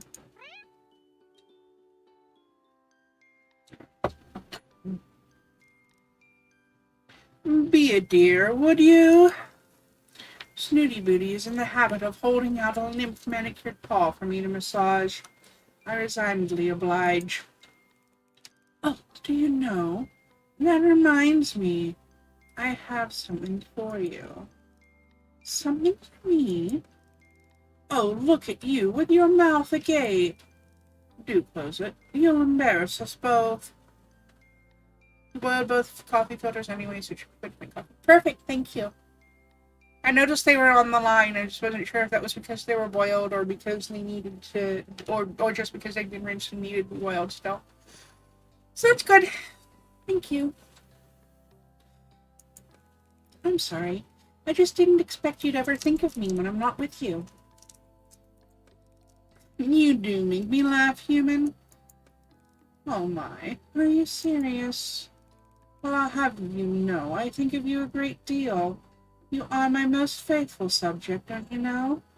Now, if you want your gift, carry me further down the beach, and I'll show you where I hid it. Cradling the hairless cat like a baby, I stroll barefoot along the beach. Snooty Booty directs me with a wave of her paw every now and then. After a while, she loudly commands that I stop and put her down. Here, Snooty says with her regular level of enthusiasm, pointing a perfectly filed claw at a mound of sand. I buried it. I suppose you want me to dig it up then, eh, Boots? But you always know what to say to make me laugh, human. It's quite a talent, I tell you. With a sigh, I start digging. Thankfully, she didn't bury it very deep, and after a few seconds, I find a small object wrapped in a silk scarf. Are you telling me she wraps her poops in silk now? Oh, we wouldn't want sand getting into it, would we, dear? Snooty Booty says with a small smile. I carefully open the flimsy silk bundle and turn the contents over in my hands. It's a little black tub with a plain label stuck to it that reads Skin Cream P103. And do you love it? What is it, though? Oh dear, can you not read? It says skin cream, but I don't know exactly what that entails. Oh, you see, one massager's cream into one's skin. I understand that, Boots, but whose is this? Where did you find it? Well, it's yours now, human. I roll my eyes and further inspect the tub. It's very small and plain, with no cosmetics logo or name to be found. I pop open the plastic lid, and sure enough, it's full to the brim with goop. You'd be a little disturbed if that's what she... it's Snooty Booty! Is anybody surprised that this is what I'm thinking? I scoop some out with my index finger and smell it. It smells disgusting, like bin juice or something. Boots, I can't put this on my skin. It'll attract all sorts of bugs and wildlife. Oh, come now. We must suffer for our beauty, mustn't we? What's in it? Booty, where'd you get it from? All I ask is that you try some on your skin and tell me you don't see instant results. Oh, Snooty, have you been using this stuff? Of course. Without knowing where it's come from? But I know exactly where it's come from. Will you let me in on the secret? Oh, calm down, human. You'll give yourself more wrinkles. Let's just take a moment to ponder how my generosity in giving you a thoughtful gift has developed into you interrogating me in such a brutish manner. Okay, thanks, Amber Heard. I take a deep breath. Snooty Booty, I do apologize, and thank you sincerely. Of course I'm touched by your generosity and consideration, but I'm also quite concerned for your welfare. Did you take this thing from the lab? She has a point when it comes to some beauty treatment standards. That's true. Oh no, not at all. Thank goodness. I took it from the stockpile behind the lab, where the fire pits are. You mean the incinerators? Snooty, did you take this from the toxic waste bins? I have no idea what they're called, but they routinely give forth the most incredible produce. Waste is indeed a fitting word. I think you'll find toxic is the objective word in that title, Snoots. The contents of those bins are meant to be burned. Why are they burning skin cream? I further scrutinized the tub and conclude that it really is some kind of beauty product. This makes no sense. Actually, Princess, on second thought, this is a fantastic present, and I'm going to take it right now for further examination. Thank you so much for this. Well, finally, a little gratitude. I am very grateful. You have no idea how grateful I am. This turned out to be the most epic, accidentally perfect present ever. So I think I'm about to get to the bottom of some mysteries. Excuse me, I still have the hiccups. Well, you can report back to me with how splendid you look after a few applications. Oh, I will. One thing, though, Snooty. Just to be clear, have you been using this? I have. Please don't throw me in the water again. And no problems? As you can see, human, my skin is as smooth and clear as porcelain. So why incinerate it? Speak up, human. You're mumbling. Nothing, Snooty. I just need your word that you will not use any more products that you find near the lab again, okay? Oh, I see your game, human. You want to be the fairest of them all, do you? No, that's not it. Very well, human. I'll go au naturel for a while, and you'll see how, without even a touch of skin cream, I am still as radiant as a star. Okay, Snooty. Challenge accepted? Indeed.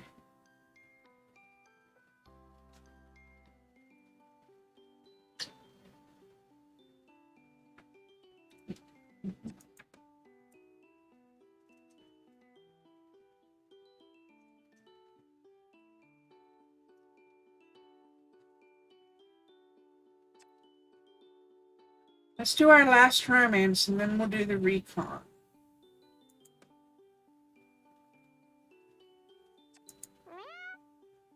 Meow.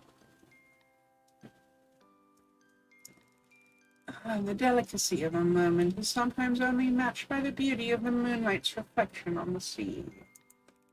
Snooty Booty turns her big, shining silver eyes up to meet mine. A human, I've lived a long life. And only the first of 9, don't you know? It has been much the same, for as far back as my fragile memory reaches. Seeing the moon reflected on the sea would once mean only that I had stayed awake too long, and that I shall see that same shade of gray reflected in the circles under my eyes the next day. However, seeing how you conduct yourself, human, with the grace of a drunken fruit fly, and yet the confidence of a red-bottomed mandrill, has left me quite inspired. You do not care one bit about how you look. I suddenly try to comb my hair with my fingers, but Snooty Booty turns her attention back to the moon. I have found, since meeting you, that when one cares less about one's appearance, one finds the capacity to care more about other things. Is that so, Boots? Is that so? Quite so, human. Indeed, I found it rather freeing to bathe in salt water, something which not long ago would have caused me to turn gray with anxiety. In the same vein, I feel I am owed some thanks for teaching you a thing or two about proper skincare. Snooty, your demand that I use a night cream caused me to break out in hives. But once they subsided, you were left with a very healthy glow. I sigh. Is Floyd challenging a dog out a different window again? I hear bork, bork, bork.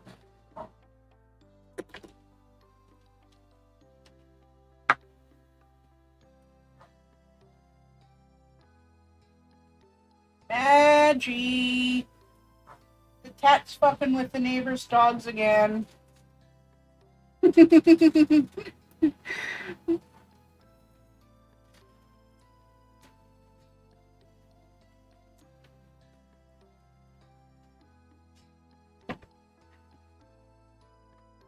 is the little bork, bork?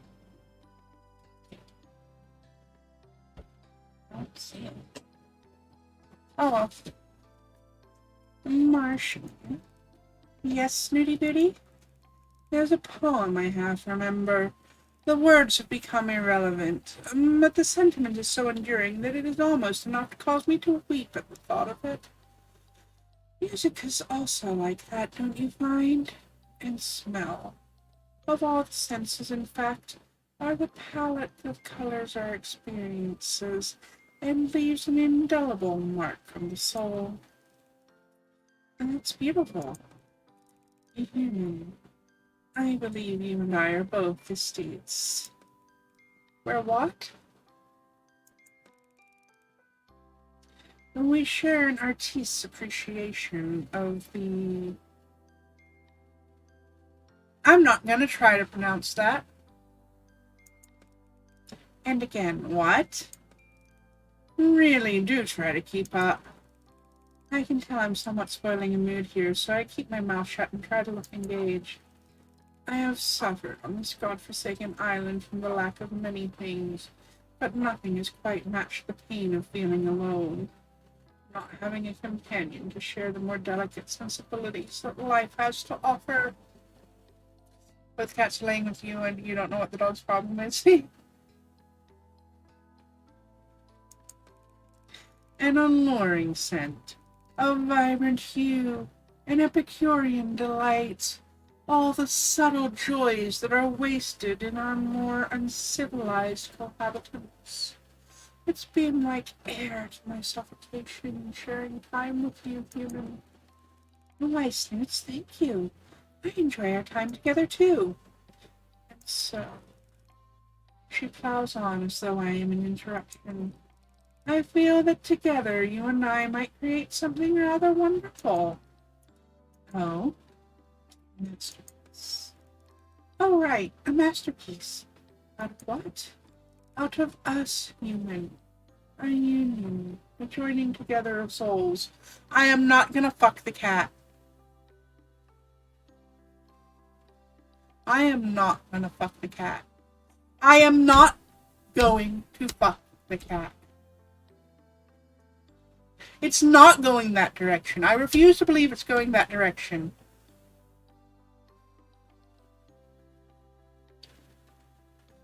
Yes, you came back at a very weird time. I don't know. A marriage of hearts and minds. I'm literally being proposed to. By a cat.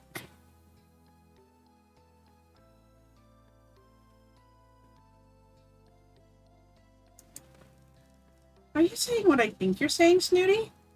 I'm saying that I'm fond of you, enough to give me cause to believe that we may be able to commit to each other in the time-honored tradition of love, human.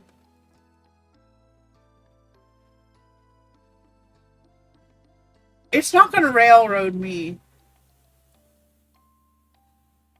It is totally not going to railroad me. I'm fine with ace allo-romantic in this situation because the cat is clearly capable of consent. But there's a physical mismatch here that I am concerned is only going to leave with somebody being hurt, and I doubt it's going to be the human.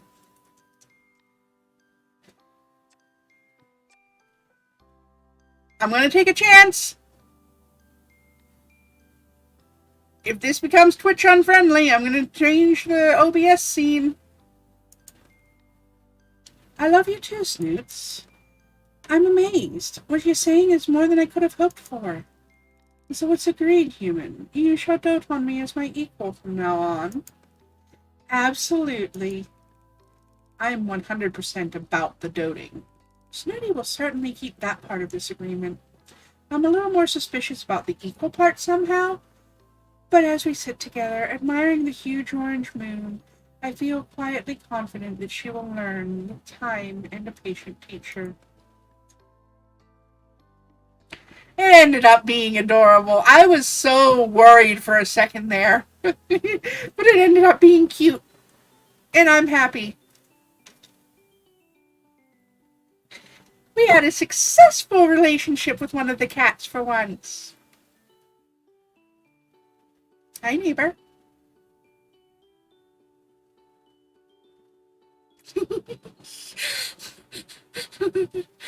Oops.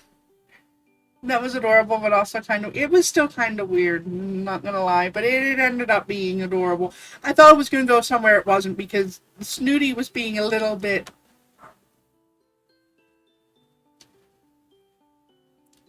You know, I think that dog might be on a neighbor's porch, barking at the wind.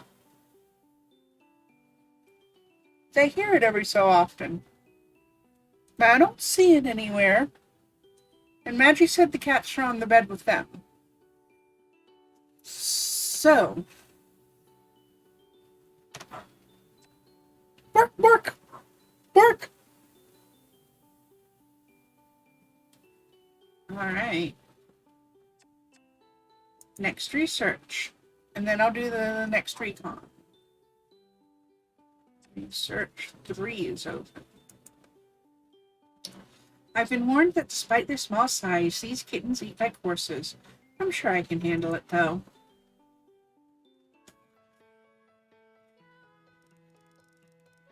It's too early. The world isn't meant to be seen before 7 o'clock. These early mornings are still a shock to me, but I'm hitting my stride quicker. I like to get the kittens fed and cleaned out before my breakfast. It's easier to do it before the rest of the camp is awake, as there are less distractions. I prepare the mush, and my stomach turns at the milky smell so early in the day. I get the swab tray ready and grab a handful of kitty treats. Hello, babies! I peer into the cage of sleeping kittens. So cute. They're just waking up and ready for breakfast. I do a quick head count. 12. Good. No one tunneled out during the night. Come on, let's get you swabbed and fed. Nom nom nom. I grab the first sleepy kitten, no more than a ball of fluff, and as it opens its mouth to yawn, I dart in with the swab, bottle it, and on to the next furball. You're getting good at this. Oh, Trixie, you're up early. I'm going to bed late, actually. I keep swabbing, and in no time at all, I've got all 12 little cats into the feeding cage and have begun cleaning out the sleeping area. Aw, cute! How long did they stay here for? I'm not sure. Generally, they're kept here about 10 weeks, and then some are released back into the wild immediately, but some move to be examined further. I'm still getting the hang of how it all works around here. It's a shame that they aren't all released, isn't it? Yeah, I suppose so, but they'll all be released eventually. Just some later than others. You think so? Well, yes, unless they're very poorly, like Ravenpaw. Trixie winces at the mention of the black cat's name. Very few of those kittens actually get released into the wild, Marshy. What do you mean? Of course they do, as long as they're healthy. Oh, wow, and you know this, do you? You release them yourself? Well, no, but Professor Popper told me that the kittens get discharged at between 10 and 12 weeks. I see. Trixie smiles, but it looks fake. If I were you, I'd tag one of this litter. Oh, they're too young for tagging? You have to wait until they're at least 12 weeks. That one over there, he looks healthy. I'm sure if you tagged him, you'd be able to see for yourself what happens to the healthy kittens. As I go to answer, I hear the breakfast bell in the distance. Oh, Cinderella has to fly. And the calico cat is gone as quickly as she appeared. Well, come on then, kitties. Let's get you back into your nice clean cage. I can't help but think about what Trixie has said. She seems genuinely concerned, and there must be some basis for that. After all, she's been here a lot longer than me. Maybe tagging one of these kittens wouldn't be such a bad idea. What would be the harm, anyway? I'm tagging a kitten. Come on, then. Back to... Before I even finish my sentence, my hand has grabbed the chicken pen, and I've tagged the plump gray male. Probably silly, but it won't hurt you. And it would teach me something useful. No longer sus on Trixie? I'm no longer sus on Trixie either. That was a thing.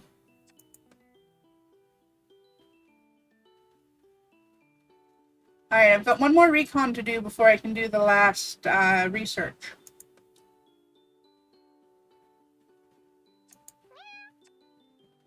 Wanna do a rest?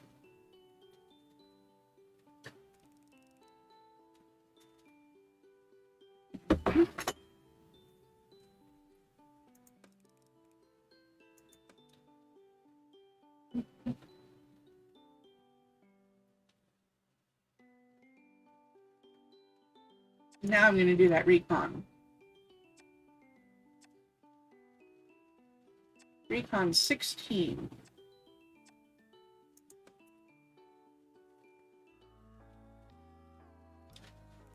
How does Snooty Booty keep finding experimental cosmetics?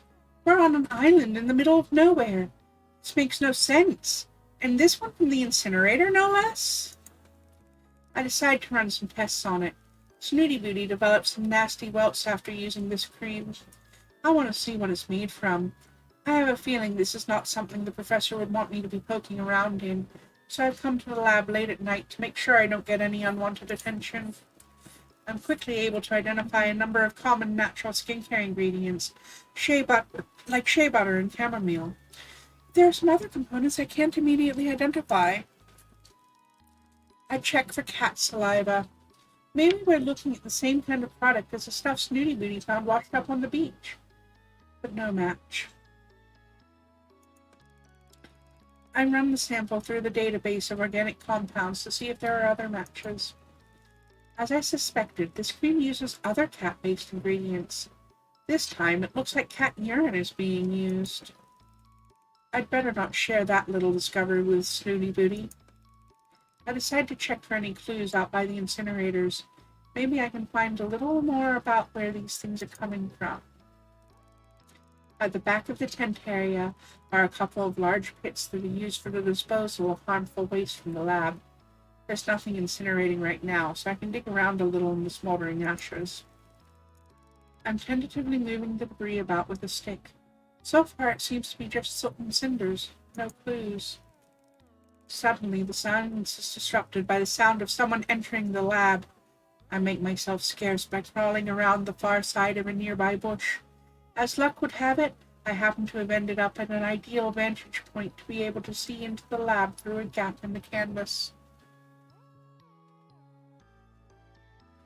Yeah, the other cream, the one that they wanted me to put on Ravenpaw, it was supposed to be used on wounds.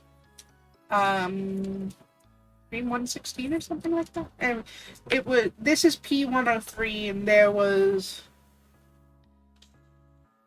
the other one that was used for wounds. Yes.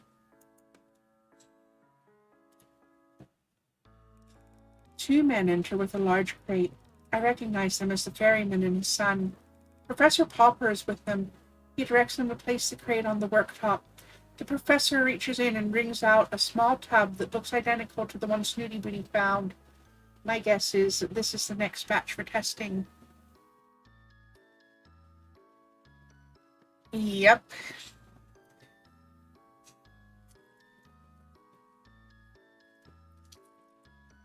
This is pretty gross. And I'm not talking about cat piss being in the cream. There are some areas where animal testing is necessary. This is not one of them, and it's on fully sapient critters. I'm not a fan.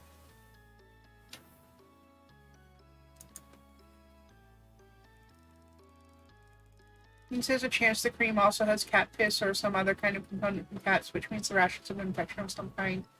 Yeah. Medicine. Some medicines can be tested on animals. I don't think that cosmetics ever should be tested on animals. At least not living ones. Like, if you have some pig skin and you want to see if a cream's going to cause burners or blisters, that's one thing.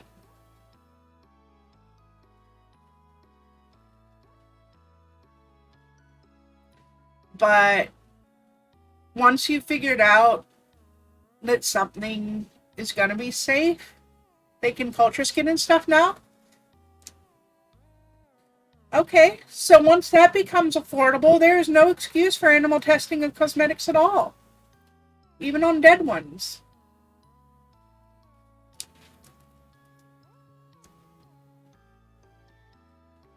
Mm-hmm. Medicines are a little bit more complicated, and I wish there was a better way than animal testing, but you can only do so much with computer simulations, too. You have to have real-world data to make the simulation run. Talking about corporations here. Well, honestly, I vote with my pocketbook. I only buy cosmetics that are cruelty-free. The shampoo that I buy was tested on animals, but that's because it was originally a shampoo that was made for horses, and the horse girls and the farmers were all like, hey, wait, this stuff is excellent on my hands. I'm going to try it on my hair, too. Mane and Tail is an excellent product, by the way. Love that shampoo.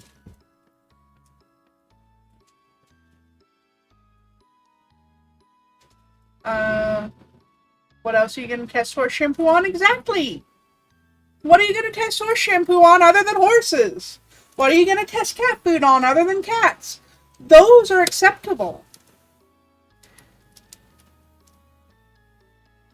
But are you going to tell me that lipstick and nail polish needs to be tested on dogs and cats and monkeys and rats and rabbits before it gets to me? Hell no, it doesn't. Test nail polish on humans. Test lipstick on humans.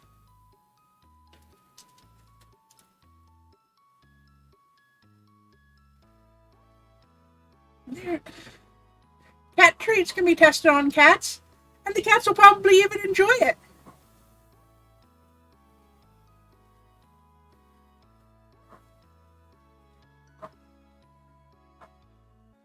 I would happily take a job testing cosmetics.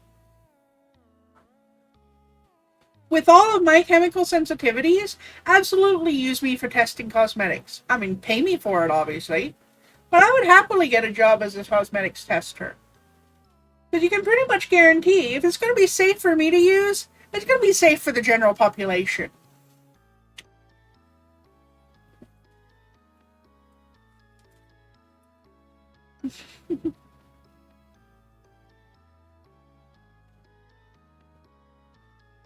Anyway, the professor stops what he's doing abruptly and looks at his catalog. I presume he's receiving a phone call. He dismisses the two men with a wave of his hand. As soon as they've gone, he turns his attention to the catalog. He looks anxious as he speaks. Yes, they've just been delivered. I'll make a start first thing tomorrow morning. Yes, madam. I certainly will, madam. With all due respect, I do understand the urgency, but I'm sure you understand the need for thoroughness. I can assure you it will be ready for the deadline. Testing on sample 104 is going far more smoothly than 103. The improvements are very encouraging. There's a long silence. From the expression on his face, I imagine he's being lectured. It's very important to cross-check it with the data here. The island itself has a significant effect on the samples. We still have some test stuff to do. We're making progress. Of course, I'll let you know straight away. The call ends abruptly. Presumably, Madam cut him off. He looks angrier than I've ever seen him. He marches out of the lab and heads off in the direction of his tent. I sneak away from the bushes and head back to my own tent. I can continue with my investigations another time. I would have stolen a bottle of 104.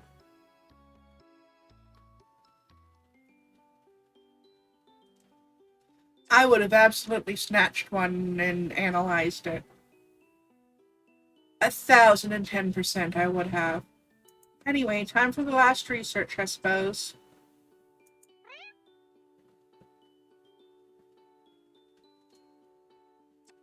Alright, research 7.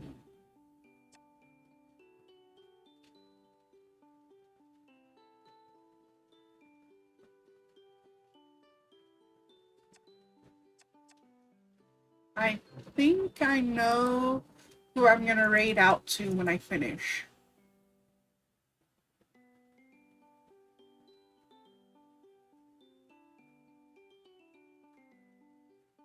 Yep, they've only been going for an hour and a half, so they'll probably still be online when I finish. Because I'm probably going to be finishing up here within half an hour. Okay. Research 7, medical trial. Professor Popper says we'll be testing some experimental medicines today.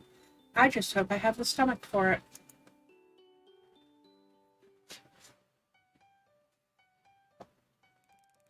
I arrive at the lab a little later than usual today. I got held up by the incredibly important task of petting all the cats I saw on the way in. Really crucial stuff. As I enter, I see a large, unmarked wooden box on the table. Morning, Professor. I wasn't expecting you to be walking alongside me today. I'm not, I'm afraid. I'm actually in rather a hurry, but I needed to explain to you a new protocol I'd like you to carry out for me. He opens the lid of the crate, and inside are rows of small clear bottles, each containing white fluid. Ew! I can only imagine what's in those.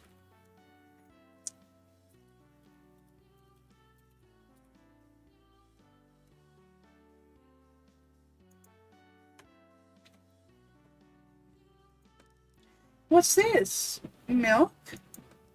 No, these are samples from our offshore lab. Samples of what? So many questions. Curiosity is a marvelous trait for a scientist. Now, I want you to run some tests on these. I want you to check how they respond to contact with compounds 16, 18, and 24.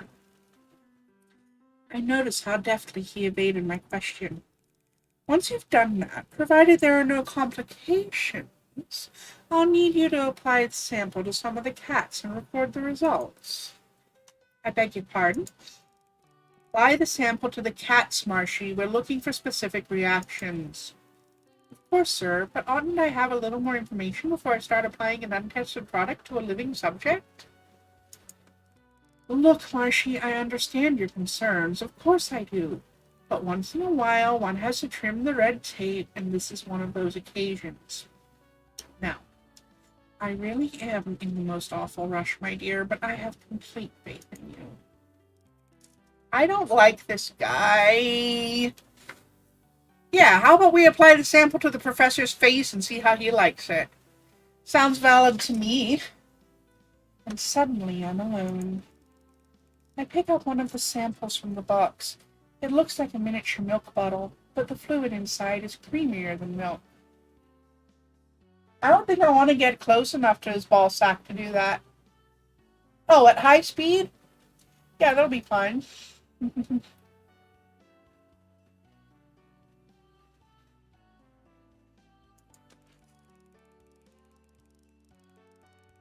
I retrieved the compounds from the cabinet that the professor wanted me to test and spend some time combining them with the sample. From what I can tell, the compounds are some kind of organic material. Excuse me.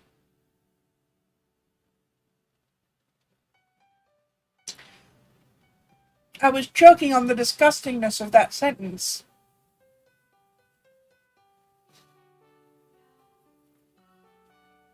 Spread it on your shoe, ambush them. Don't want the berries to stain the shoes. Exactly, I don't want the berries to stain the shoes.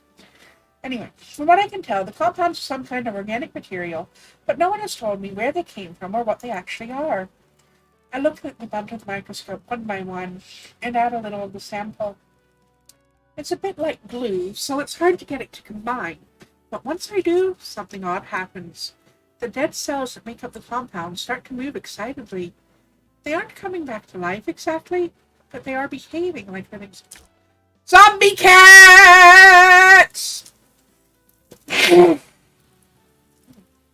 Fuck allergies, y'all. Fuck allergies. God, my sinuses are so backed up. I'm in the waiting period, waiting for my allergy pills to start doing their job. It can take up to a week. Anyways. I have no idea what this stuff is, or its intended use, but I do know that I feel uncomfortable applying it to live subjects. I look at the cats in their cages. They look back at me with trusting eyes. I think I know what the answer's gonna be, but I'm gonna ask chat anyway. Do I do the thing, or do I get my ass fired? Refuse, refuse. I also vote for refuse, but I'm gonna wait for the next vote, if there's gonna be a next vote. Refuse. And it's unanimous. We're getting fired, but that's okay, because we're about to die anyway. No, I'm not gonna do it. The professor continues to withhold information, then I think it's only right that I put the responsibility back on him. He can carry out the procedure himself. I send Popper a message from my catalog.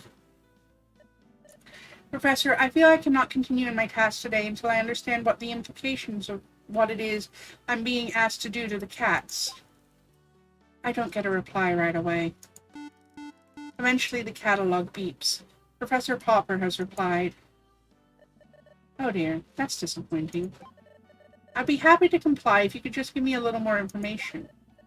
If you're really having such difficulty in carrying out your duties, perhaps it would be best for me to find someone who is better equipped. I'm afraid I may lose my job if I don't administer the sample.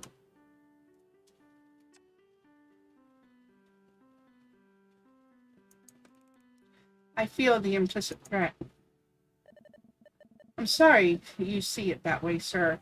I love my job here, but this oversteps a personal boundary.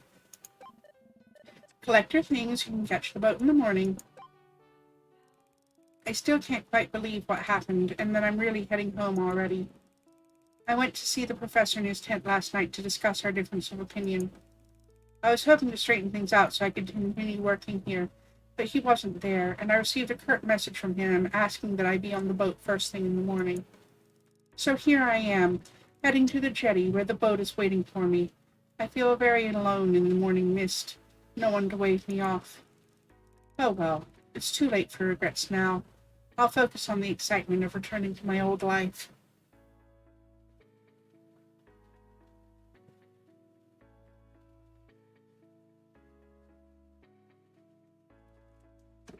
Well, they can forget getting paid for me using the electricity to charge my car then. Assholes. Just throw your shit on the dirty floor right out of the dryer.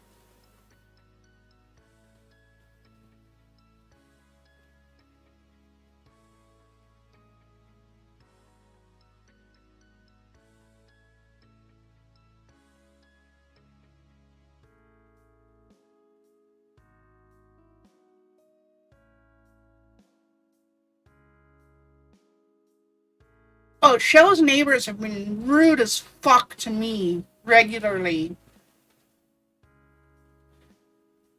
Like, it's awful the way it's happening, but I'm glad you're moving away from those assholes.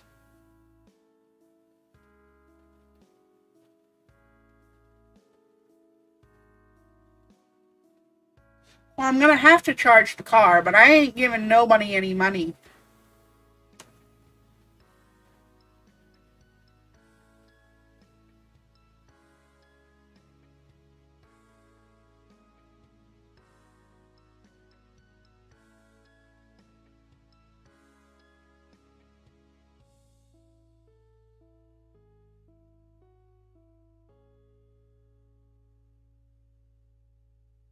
Oh, absolutely. The next time that they use the next time that they throw their shit in there and then they don't take it out for 3 days, throw it in the yard.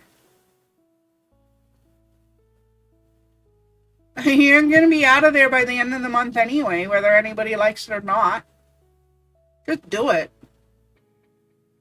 They're dicks to you, they're dicks to me. I've been nothing but fucking polite to them, and neither of you. And they want to be dicks to us.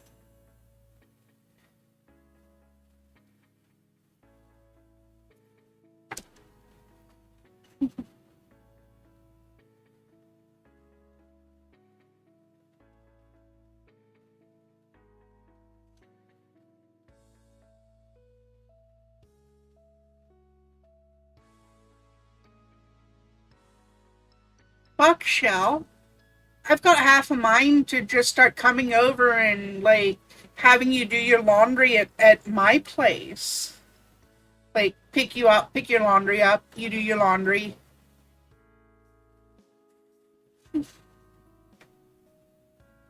Like, really, I'm totally happy for you to do it. You let me charge for my car there, even though your neighbors bitch and complain and get pissy at me for parking in your parking spot that they keep wanting to steal. It's your parking spot. Just because you don't have your own car doesn't mean it's not your parking spot. You have the right to say your friends can park in your parking spot. Oh, they're absolutely entitled. They hate disabled people, they hate fat people, they hate people that aren't white. And they think that because they popped out a couple of crotch goblins, the world has to cater to their wants and needs. If I become like that after I become a parent, fucking shoot me. Right between the eyes. I don't want to be that kind of asshole. If that's what parenthood does to people, fucking take me out.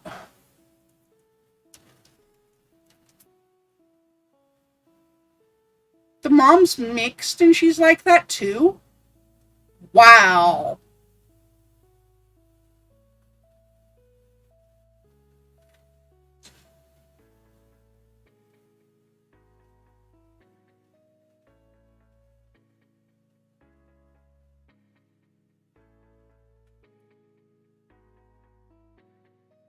Wow. When the racism and misogyny are coming from inside the house, y'all. Oh, my father still insists that he's a white man. He's redder than a strawberry.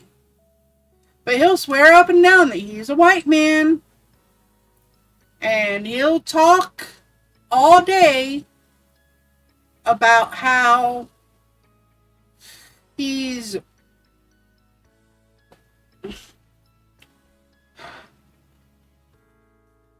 the internalized racism that my father has would be funny if it wasn't legitimately sad.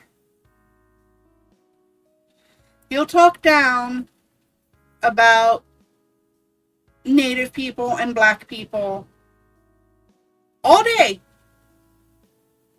And you point out that he's Native? Fuck you, I'm white. Bitch, you're so red people didn't think I was your child when I was growing up. You literally had little old white ladies trying to kidnap me while walking in downtown town I grew up in. Because they thought that you kidnapped me. You ain't white, you're just a racist old asshole. I don't know why anybody would want to be white, honestly. So many white people give the rest of us white and white passing people a bad name. Why would you want to be? It's not that white is ugly, it's the attitude of the people who have benefited from white privilege for so damn long.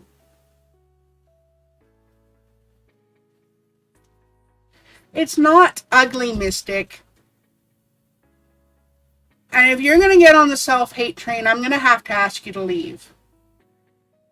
And go talk to Kaival and get your head straightened out, because we're not going down this road. It is not inherently ugly to be white. It is inherently ugly to act like it makes you better than somebody else.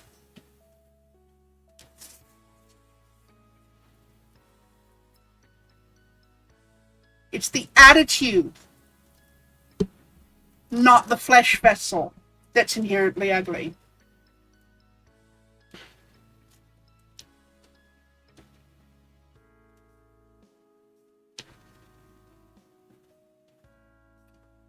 Because you know what else is ugly?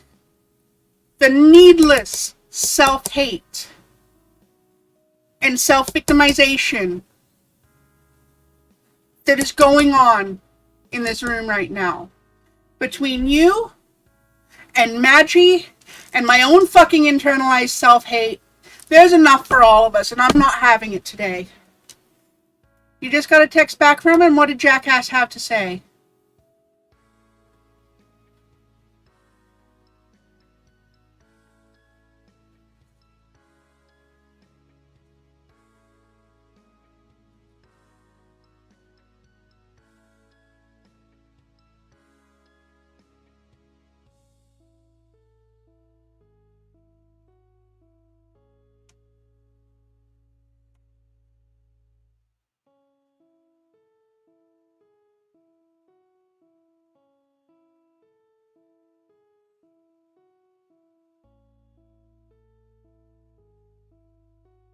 I know you do.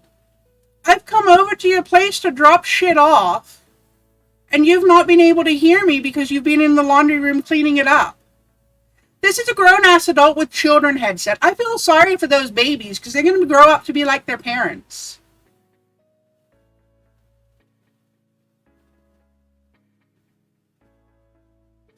Fuck humans.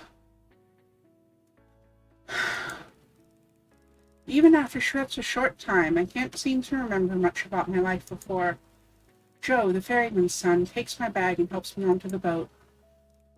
That was quick. You drink all the boss's whiskey or something? Something. He looks at me suspiciously. Must be bad then, playing with the cats instead of working. Let's just go. I can't wait to get home. And where would that be? Huh? Home. You do know where your home is, don't you? Don't be daft. But for some reason my mind won't focus and I can't seem to remember.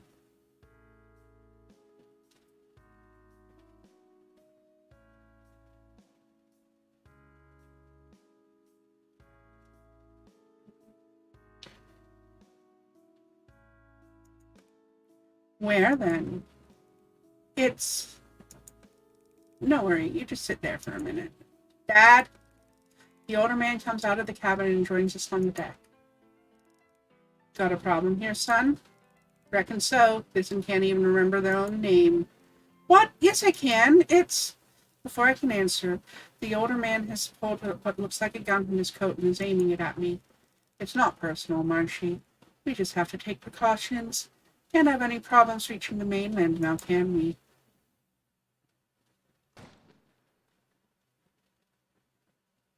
Yeah, I wouldn't even respond.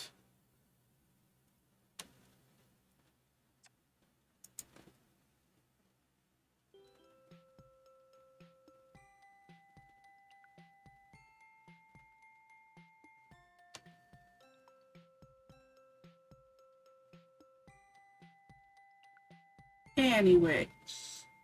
So I didn't complete that research, but that's fine.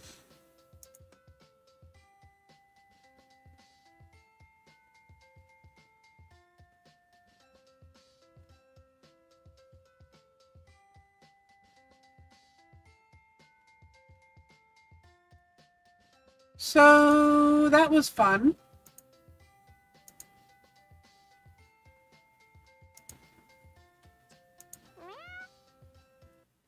I'm gonna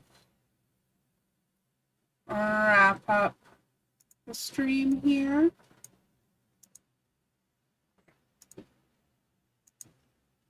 Alrighty. And here's a raid message.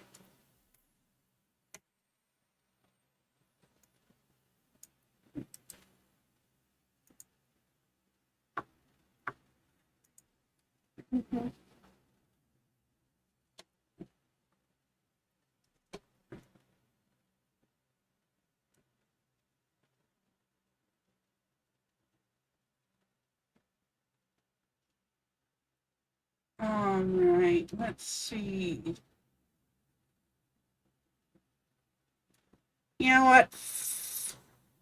No, it's fine. You have every reason to bring that up on stream.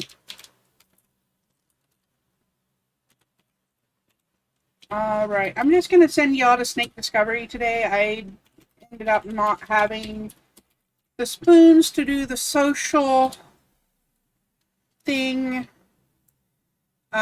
Yeah.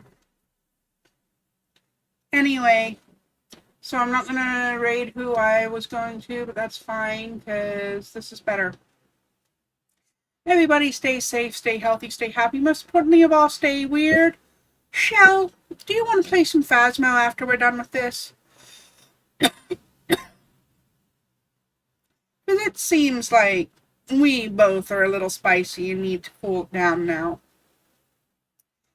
Anyways, I'll see everybody next time. Not tomorrow, because my weekend's different this week.